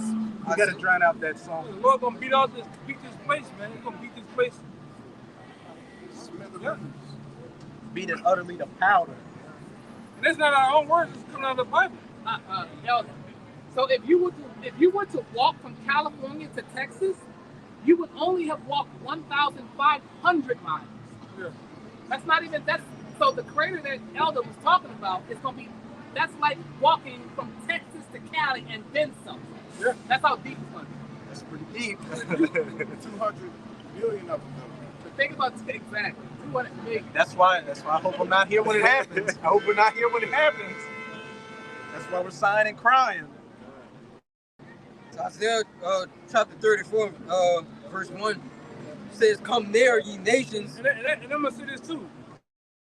That's why a lot of you backward, you rich Edomite crackers gonna get roasted in them fucking bunkers. Man. You put them bunkers, that's 8-10 feet down. Them nukes they got bunker missiles and shit. What the fuck you doing? You gonna get cooked in that shit. You gonna get cooked inside that shit, man. Yeah, bunker busters, man. They don't detonate till they get inside the bunker and then they put explode, man. Like a rotisserie chicken in there. Yeah, you through, man. Straight up. Isaiah 34 and 1. "Come near, ye nations, to hear and hearken, ye people. Let the earth hear and all that is therein, the world and all things that come forth of it." And that's what we're doing. We're preaching today. Come near, ye nations, to hear. Hearken, all ye people, the world and all that is therein. For, keep going. Verse 2. Verse 2. It says, "For the indignation of the Lord Yahweh is upon all nations, and his fury upon their armies. He had utterly destroyed them. He had delivered them to the slaughter." For the indignation of Yahweh is upon all nations, and his fury upon all their armies. And what's that talking about? You know, these different militaries being gathered into the Middle East for the War of Armageddon, the battle in the Valley of Jehoshaphat. And that's going to, Yahweh Shaphat, which means Yahweh's judgment. For what? The indignation in the controversy of Zion, to judge you heathens, chiefly America, for afflicting the children of Israel. And if you're a soldier that finds yourself in the Middle East during this war, you better come to terms with that being your final resting place. Get your last goodbyes to your moms, your dad, your baby mama that's cheating on you before you get on that cargo plane to go over to that desert, that barren wasteland. You're not coming back, man. A one-way trip. Verse 3, their slain also shall be cast out, and their things shall come up out of their carcasses, and the mountains shall be melted with the blood. That great death and destruction. Now we're getting into the meat of the matter. And all the host of heaven shall be dissolved, and the heavens shall be rolled together as a scroll. Like that. That's the heavens. That's what it's talking about. The heavens rolled together like a scroll. Because back then, if I was sending out a paper to you, I would roll the papers up. You ever seen the two papers, the old brown papers rolled together like a scroll? That's when the nukes drop, you see that stem come up, the heaven's gonna roll together like a scroll. That's how the smoke is gonna go. And then the nuclear wave is gonna push out, burning up, destroying everything, man. Like it says in 2 Peter, melting everything. Elements with fervent heat. Right? Jeremiah 51:1 tells you. Revelation 6. Yeah. That destroying wind. That wind was come through here. Everything, these cars and all that shit will just get blown back, man. All these windows. A lot of motherfuckers just gonna die, man. A lot of you gonna die. Like remember we went to Houston and they had a tornado in Houston. They had fucking the glass on the ground was this fucking thick, man. Imagine one of them falling down and slicing you in two. That's it, man. Making you a cross section. What's gonna happen? Well, I'm gonna say this, a lot of you ain't gonna even know it because all you're gonna see is a flash. It's gonna stun you and blind you, then you're gonna feel that wave, man. Imagine getting burned to death blind. He gone, brother. He too far gone, brother. He too far gone. That when he came back with the young boy and the joint in his mouth. Yeah, he gone, man. That's another. It's only gonna take the Lord. Only the Lord can deal with that, brother. Too far gone. Verse 4 says, and all the host of heaven shall be dissolved, and the heavens shall be rolled together as a scroll, and all their hosts shall fall down as the leaf falleth off from the vine, and as a falling fig from the fig tree. Keep going. For my sword shall be bathed in heaven. Behold, it shall come down upon Idumea and upon the people of my curse to judgment. And that's the main target of these nuclear missiles is going to be everywhere you Edomites dwell, because Idumea is just the Greek way of saying Edom. And it said, my sword shall be bathed in heaven, talking about those nukes. And it's going to come upon the people of my curse. Because for one, you Edomite. Remember when y'all ever seen 300? I think that Syrian army with the black Persians. The Persians, they'll be on the mountains, shoot them arrows. What happened to the heavens or the sky? It'll be black out. That's what the Lord is talking about. Oh, come on, 200 million missiles being shot, nuclear missiles. It's gonna block out the sun, man. The smoke, the pitch, everything. Them missiles gonna rain down on this devil, man. That Persian literally said our arrows are gonna block out the sun. Yeah. The Lord is gonna go ill over here, man. That's why I say I'm gonna make them think that evil thought. Talking about God or Russia. Yeah, why you think Vladimir Putin running around now with about 5 to 8 different suitcases? Niggas is walking around with a suitcase now. You know what I'm talking about? Mm-hmm. That's the codes, the nukes. They could just hit that button. They call it the football in America. Yeah. When you see somebody with that suitcase with the chain on their wrist and on the handle, you know there's nothing good in that suitcase. Oh no. They got the codes of the peacemaker, man. They gonna press him. That's the thing. They're not hey man, I truly believe when that time gets real, that man, Putin ain't gonna pump fake. It said in Isaiah 13 and 17, what? That the Medes shall not regard gold or silver. They're not gonna regard it. They already don't care about a goddamn US dollar. They already got away from the dollar. A bunch of nations, what is it, BRICS? Yeah, BRICS. BRICS. A bunch of nations got away from the dollar. Now they just ready to burn this hole with fire, man. That's the only thing left.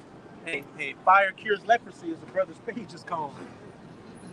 But that's, you Edomites are cursed because you're clean lepers, and you're cursed because what? You have no place of repentance. You're going to go fall out of your kingdom, go into slavery, and then after that 1,000 years, hey, you're going to get that other fire that's going to, wipe you from the face of the earth. And that's going to be all that, like Stephen said at Django, and that's going to be the whole story of Esau, Edom. We're going to work it. Your knees give up. What that nigga said?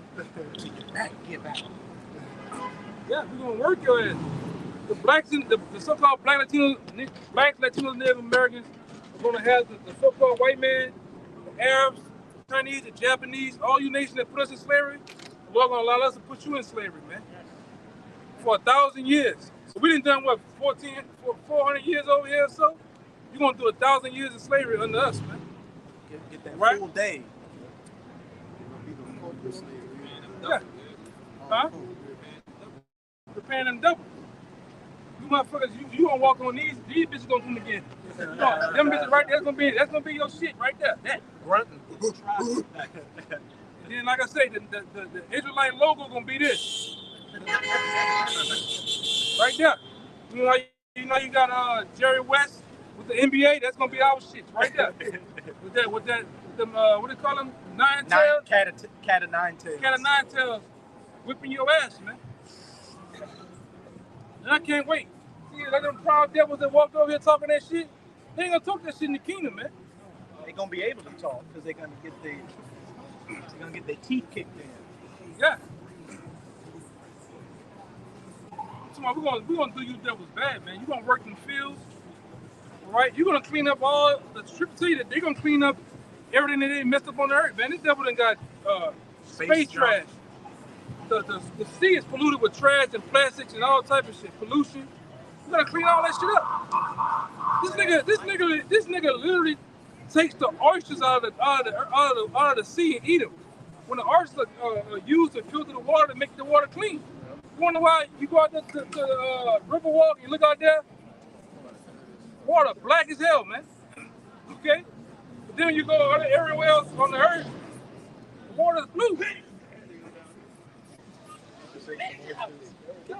God damn. That nigga outgrew his Tourette's, man.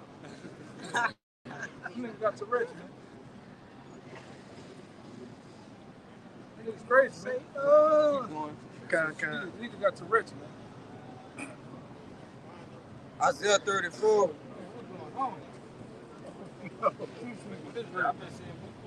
The Shriners. It's a Shriners convention. Oh, Shriner? Yeah. Freemason convention. Oh, okay. With the black con. Okay. So not the serious one. Yeah, that nigga don't. Look at them niggas. They don't know the goddamn thing, man. I don't know what's going on. Go ahead. Isaiah 30, back in Isaiah chapter 34, verse 6, it says, "The sword of the Lord Yahweh is filled with blood. It is made fat with fatness, and with the blood of lambs and goats, with the fat of the kidneys of rams. For the Lord Yahweh had to sacrifice in Basra, and a great slaughter in the land of Idumea."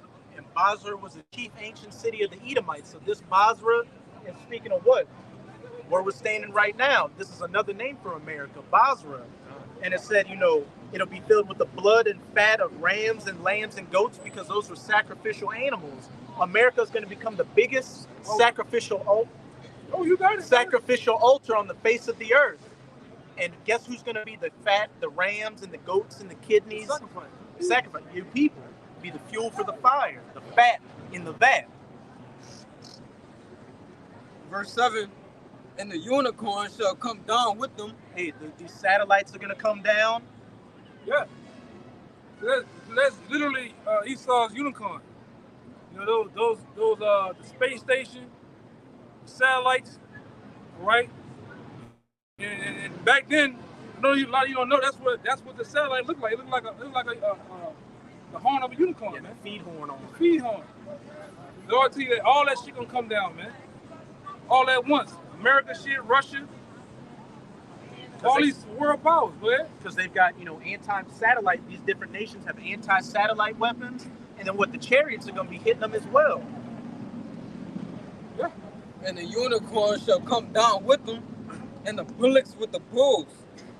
And their land shall be soaked with blood, and the dust made fat with fatness. That Revelation 14, you know, what was it? A couple of 100 miles of blood, 5 feet high. Rivers of blood in America. The scripture, because they don't tell you in the church that the one that the world calls Jesus Christ, which his real name is Yahweh Shai, he's coming back to kill a lot of people, man. Of course, I mean Isaiah 66. 66 and 15. 15. The Lord coming back to kill a lot of people. Oh, fuck, he gets 63. Yeah. He gets 63, man. Yeah. He's 63. You know, the Lord coming back to kill a lot of people, man. All right? He gonna come back on a all these guys that they put up, Jeffrey, all them guys, they don't hold weight to Yahweh Shai, man. Right? Why the church ain't telling you that? The Lord coming back to slay a lot of people. Main thing you never heard. Huh? As long as you heard about so-called Jesus, you never heard that he was coming back to get bloody. Yeah, there's an angry black man. All the lies what these nations done to his people, the Lord coming back to kill people, man. In mass numbers. So much.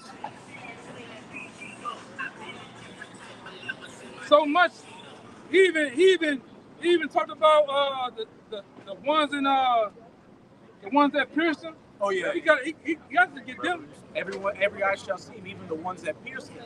Yeah, you Jakes that was a part of that.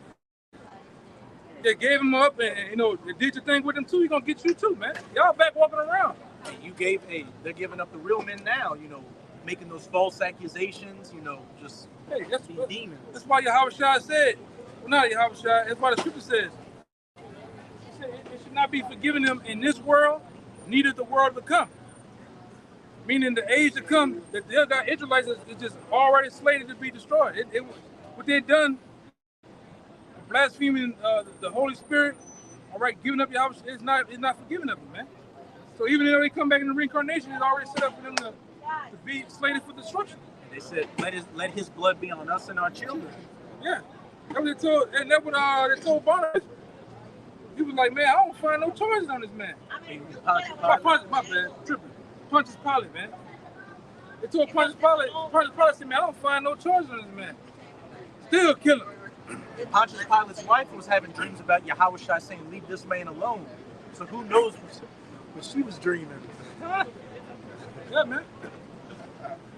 But that's you Israelites, man. You abhor, you hate good. You uplift evil, man. Shall evil be recompensed for good? Hey, let something happen up here. Well, you got they favorite group of rap nigga, Lil Baby, one of them. They say let him free and kill us, man. They do the same shit. Shit, the rappers might have been Tupac.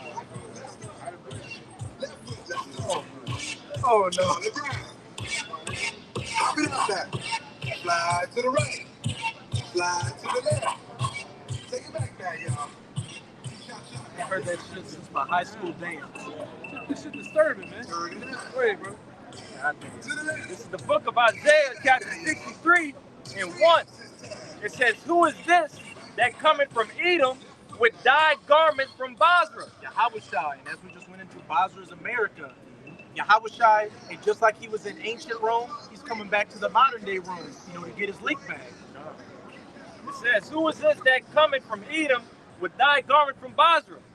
This that is glorious in his apparel. I shall not meet you as a man, as it says in Isaiah 47. Yahweh Shai is coming in his true form. Hey, and remember I read in that the dictionary Bible I got, it tells you about the 7 garments. Yahweh Shai said that last garment that he's gonna come, man, is slated to destroy Edom, aka the Roman Empire. You know, he got that one in a case somewhere. You got that leg, like you know, you go to school, the Jordans right there. You got your book sack, your hat, all that shit right. That's how it's coming back to get you, motherfuckers, man. Like that clip you posted, where it was the Jake with God over his head. Yeah. And you had Michael the Archangel waiting in Yahweh Shai, and the Most High nodded his head. Yeah, go ahead. Yahweh Shai got up, walked out with the steam coming out of his eyes, like Mighty word leaping down. and he'd wait just as much as we're waiting. They're waiting much more. Like they say the word. What is these niggas talking about, man?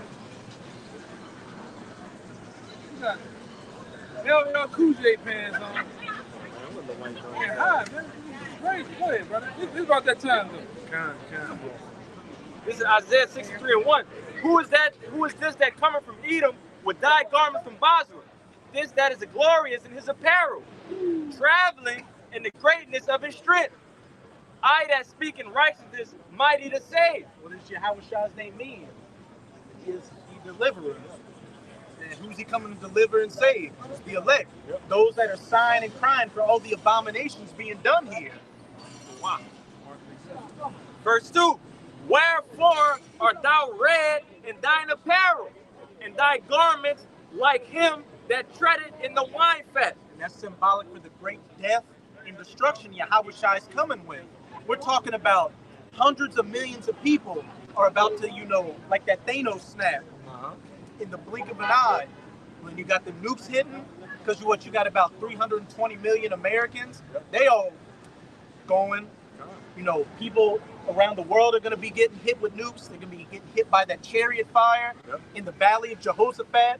People are going to be, beaten to powder. It's about to be a great slaughter. Yes.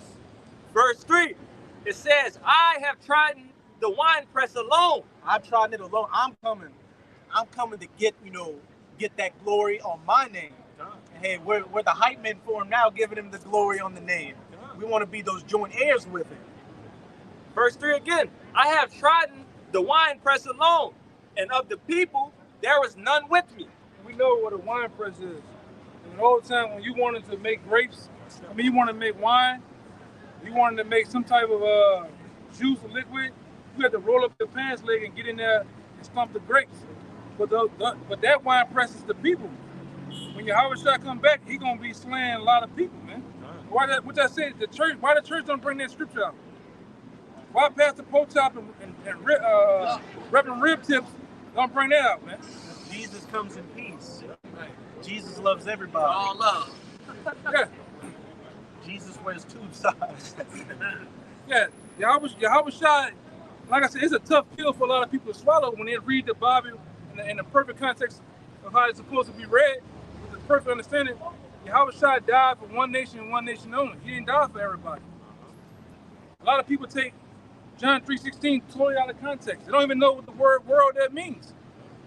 For God so loved the world, he gave the only begotten Son. So whosoever, you see, whosoever believe in him should not perish. That word world doesn't mean the whole world. It's not talking about everybody. That word in the strong concordance means cosmos, means an orderly arrangement, government, a government of people that he set forth to die for, that he came for, that he loves, man. Then, when you go even deeper into the etymology of the word cosmos, they tell you that the philosopher, Pythagoras changed the concept of the word world, man. To mean everybody. To mean everybody. In the oikoumene sense. Yeah, in the oikoumene sense, man. Yahweh Shai didn't die for everybody, man. Okay? He only died for this nation. You Israelites, man. You so-called black, Latinos, Native Americans, which the Lord know you in the Bible as the tribe of Judah, the tribe of Benjamin, the tribe of Levi, the tribe of Asher, Naphtali, Issachar, Simeon, Gad. That's what he know you by, man. Not being black is not a nationality. To call yourself black is a derogatory term, man. It's an insult. Nothing but negative connotations. Yeah.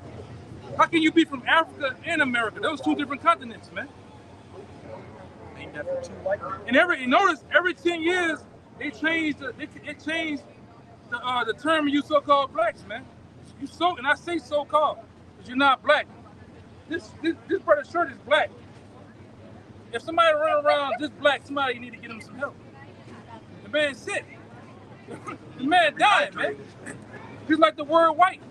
The word white came up with 1681. 1681 in the state of Virginia. 1681 in the state of Virginia, it changed so-called white people's names into being white, man. Which they nothing more than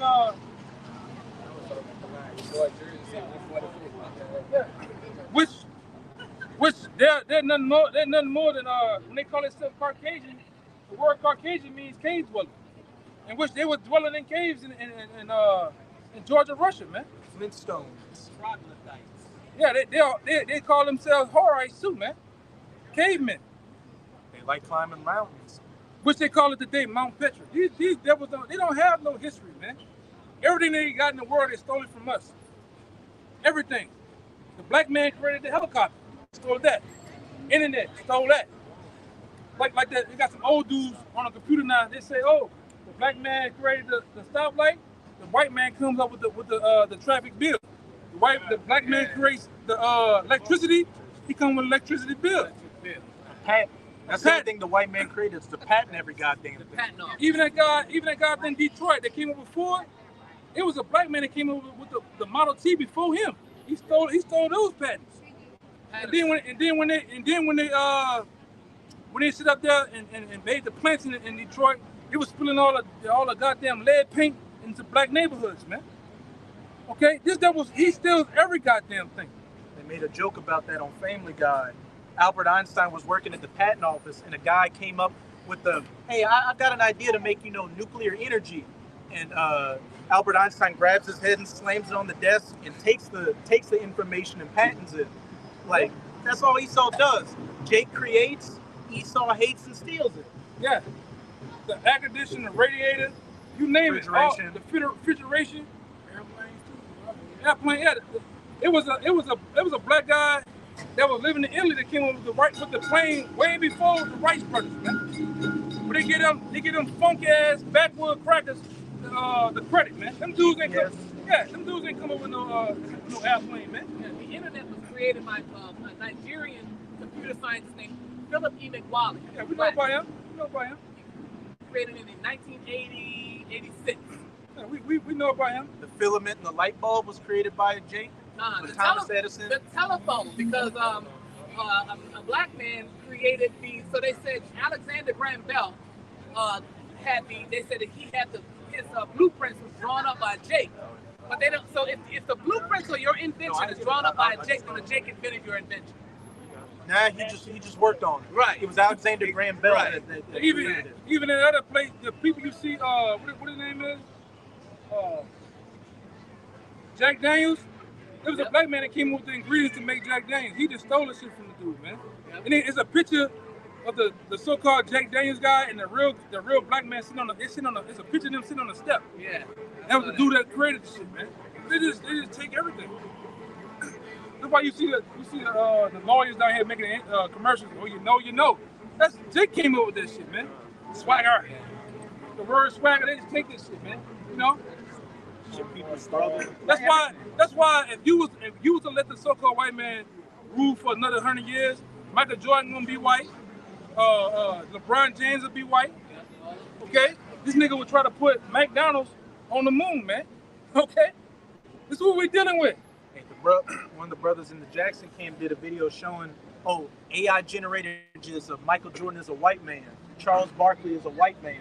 Yeah. Alan Iverson. They already getting ready for it. They already preparing. This is what they do, man. Steal.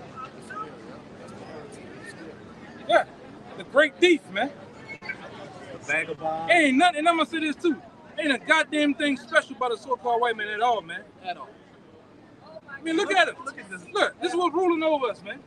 This shit right here. Peter Griffin. This fucking freak. This is ruling over us, man. And the Lord did that to drive us to jealousy, man. Drive us back to him. We got a bunch of goddamn butt pluggers ruling over him and punks by nature, man. A bunch of Tuckers. Fucking rod blowers, man. Ruling over. You Israelites should be fucking mad, man. You should be a goddamn camp on every corner cussing this fucking devil out, man. Yes. This shit's crazy. That's why I said we out here. That's why you gotta think something going on. So they got young so-called black men on the highways and byways preaching the Bible consistently. I'm talking about with the drive like no other, man. Something's going on in the world, and we ain't just us. Every state in America has a camp, a GMS camp. We got brothers in Japan. We got brothers all in Africa doing this, man. Finland, Europe, Holland, North Korea, Philippines. The people saying it. We see they everywhere. In Korea, man. Yeah, that Jake earlier said, oh, they got them all over L.A. That was an Like Edomite. it Was it Edomite that said it? Edomite. Something Hey. going on. You need to put down the bottle and put on some spiritual God. Something going on in the world. Why is it that the Lord has young black middle-aged men on the highways and byways on the Saturday preaching the Bible? We've been out here, 3 hours? What the time say, man? 324. 324. That's a love, man. With history, with books. I'm talking about, go ahead, brother. Shit make me mad, man. Constant information just constantly flowing. And then, like I said, this brother been here for, at least two of them hours, man. Get the Job. And then that brother, Job 33. anybody that's listening, the Lord drove you to hear this, man. 33 and Go ahead. 14 to We're gonna get out of here, man. 14 to 17. It's a spirit though, man. You feel like we just came out here. Yeah, it ain't feel like. But we don't get on a job and complain. Oh, hey, no, we love doing this, man. The spirit, like once the spirit get to rolling, like you feel powered up. Hey man, y'all brothers been writing. Y'all, let me see your paper. Look, man, got multiple sheets, man. When have you heard that many scriptures in the church? Man, that much info. You done got books. You done got people names, all types. You got a cipher. Come on, man. Brother wrote down the Dead Sea Scrolls. Come on, man. What you got that, Job? Hey, go ahead. Job 33 and 14. For the Most High speak it once. That's for you. The Most High speak it once. Go ahead. Yet twice, yet man perceive it not. In a dream, in a vision of the night, when deep sleep falleth upon men, and slumberings upon the bed. So the night before, everything everybody's doing now, everybody's staying in here, whatever plans they had, the Lord sealed your instructions in your mind to, make it to this area, pass by, whatever you're gonna go do after this. What was your plans today? What you really going to do? He said he was about to go get some shoes. No, my plan was today to get up and praise the Lord and ask him to take the problems that I was having. And he took them. And go back to San Andreas. You gotta go back to Motown, brother. You like one of them Motown. That nigga look like like a Motown Jake. that nigga look like a whole ass. Like the lost member of the Temptations. He looked like a burnt match. Yeah, but this brother, his mind was to go to the shoe store. Countries where you can pay with your hand. Yeah, that's what we're talking about. Yeah, that's what I thought. Yeah, what you talking about? Hey, you think how what's it coming here? You think? It's already here. Hey, show him that thing in Wisconsin. Like, just to be employed in Wisconsin, in certain businesses, you got to have the mark of the beast just to work there. Show him, pull it up. Wisconsin microchipping employees. San Francisco, pull it up for him real fast. And they already got the Neuralink with Elon Musk, which is that mark in the forehead. But what about conservative states? Everybody is going to be a. We know how America does. Once one state adopted, what happens to the other states? No, hey, weed's not legal in every state yet. No, what we saying, most states, when one state I adopts, agree with you. I mean, half the states want to adopt it. That's what, like, it's gonna be mandatory. that's looking like Alabama. Other states you Try can to get find away the from article. that shit. Maybe. I don't know. But When the lockdowns happened, did every state have lockdowns? But it started off in California, New York, and it spread. I respect what y'all say, man. Look, I've been on the. I'm sorry, I'm sorry. I'm sorry. There we go. COVID. But man, I feel that. But, hey, look, I'm with y'all. I'm with y'all. This is the nobody wants Reading to through hear. it, that's the Nobody article. knows what's going on. I agree with you. Nah, you got the Wisconsin implant microchip. Hold up.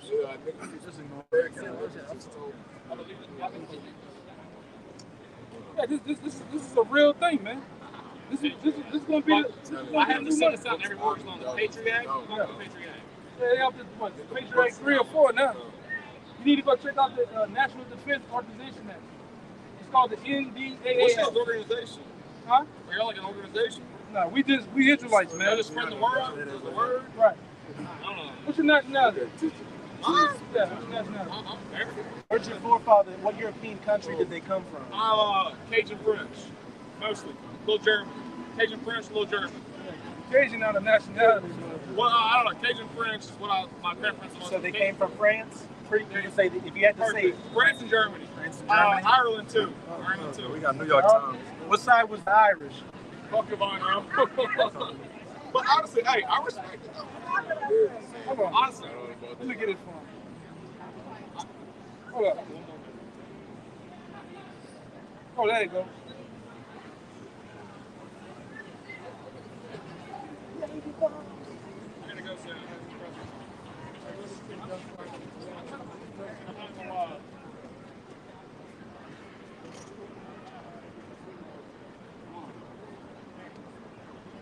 Look, this one of the companies called Free Square Market.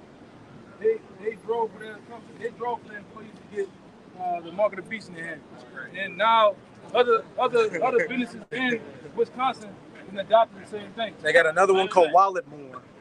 That's for the good message. Nice bit of job, for real. Don't drink too many Jaeger bombs tonight.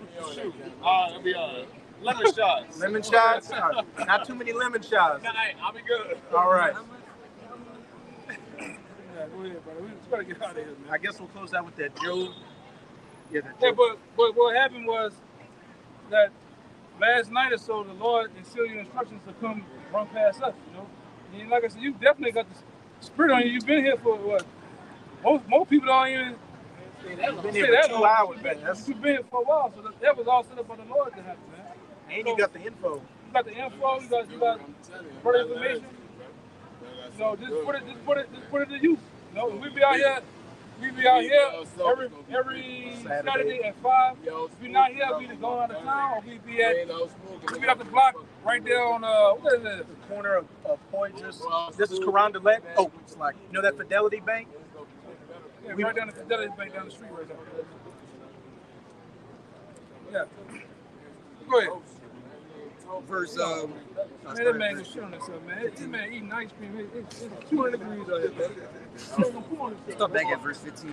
So the Lord put it on his mind to shit his pants later. 33 and 15. Then he eating vanilla. You know vanilla is a beaver butt, right? It's the glands from beaver butt. The flavoring. Yeah. Vanilla flavoring from Ain't anal that? glands of a beaver. Y'all ain't know that? I'm dead serious. Yeah, I don't eat that shit, man. Vanilla extract? That's beaver butt juice. That's why I stick to chocolate. I'm serious. I'm dead ass serious. What that is? What? I'm talking about ice cream. I'm talking about that ice cream, man. And then milk chocolate. But let's get back to Job 33 and 15. It says, in a dream, in a vision of the night, when deep sleep falleth upon men, and slumberings upon the bed. Keep going. Then he openeth the ears of men and sealeth their instruction. Hey, last night while you were asleep, Most High sealed you. You just said you were going to get some shoes. Hey, I ain't seen you get. I don't see you with a bag with a box of shoes in your hand, but I see you listening to the word.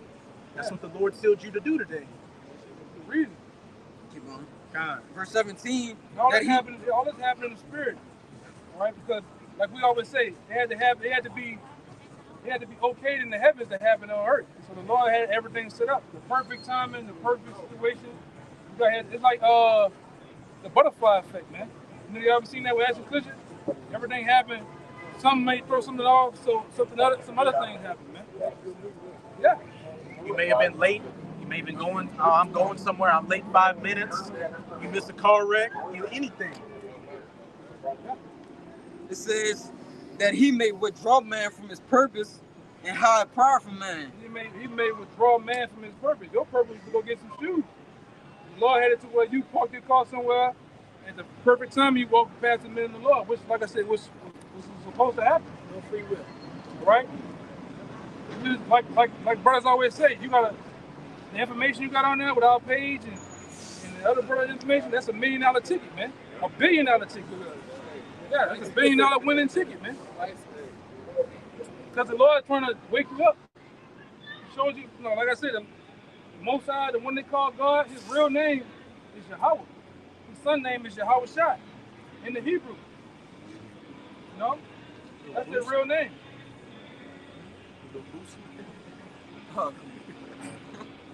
It says verse 18, he keepeth back his soul from the pit and his life from perishing by the sword. And hey, this is the Most High reaching out to you right now, because as we've been going into for the last, hour and a half, that judgment is coming for those Israelites that don't want to take heed to the word, but to those that do take heed to the word, they have a chance of being of that elect number and being exempt from this great judgment that's coming. As it says, he keepeth back his soul from the pit and his life from perishing by the sword. And the Lord's speaking to you right now to keep you back from that sword, which is about to get furbished by the so-called white man. The pit or the grave gets put to death. Now, hey, it's in your hands now whether you're going to take heed or you're going to forbear. But you got the info, you know where we're at. And it's the same. It's the same for everybody on the other side of that camera. Time is running out. The word is about to be cut off. And all that knowledge, wisdom, and understanding you gained during this time is going to be your stability during Jacob's trouble. So, did any brothers have any?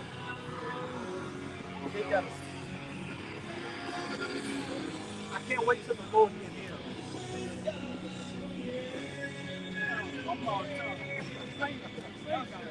That's the Saints Darth Vader down here. Yeah, he just don't got his regalia on. Would any brothers have any closing points? And so with that, we hope you sincere Akim and Aqua are edified by another live camp. But before we get out of here, again, as always, we're going to give all praises, glory, and infinite honors to Yahweh, Bahashem, Yahushai, Bahashem, Rakakodash. Double honors to the apostles and elders of Great Millstone who rule and teach well. And peace and salutations to you sincere Akim out there, pushing this word of truth and sincerity to the four corners of the globe. May you brothers endure until the end. Abad Babal! Abad Babal! Abad Babal! Abad Babal! Abad Babal! Abad Babal!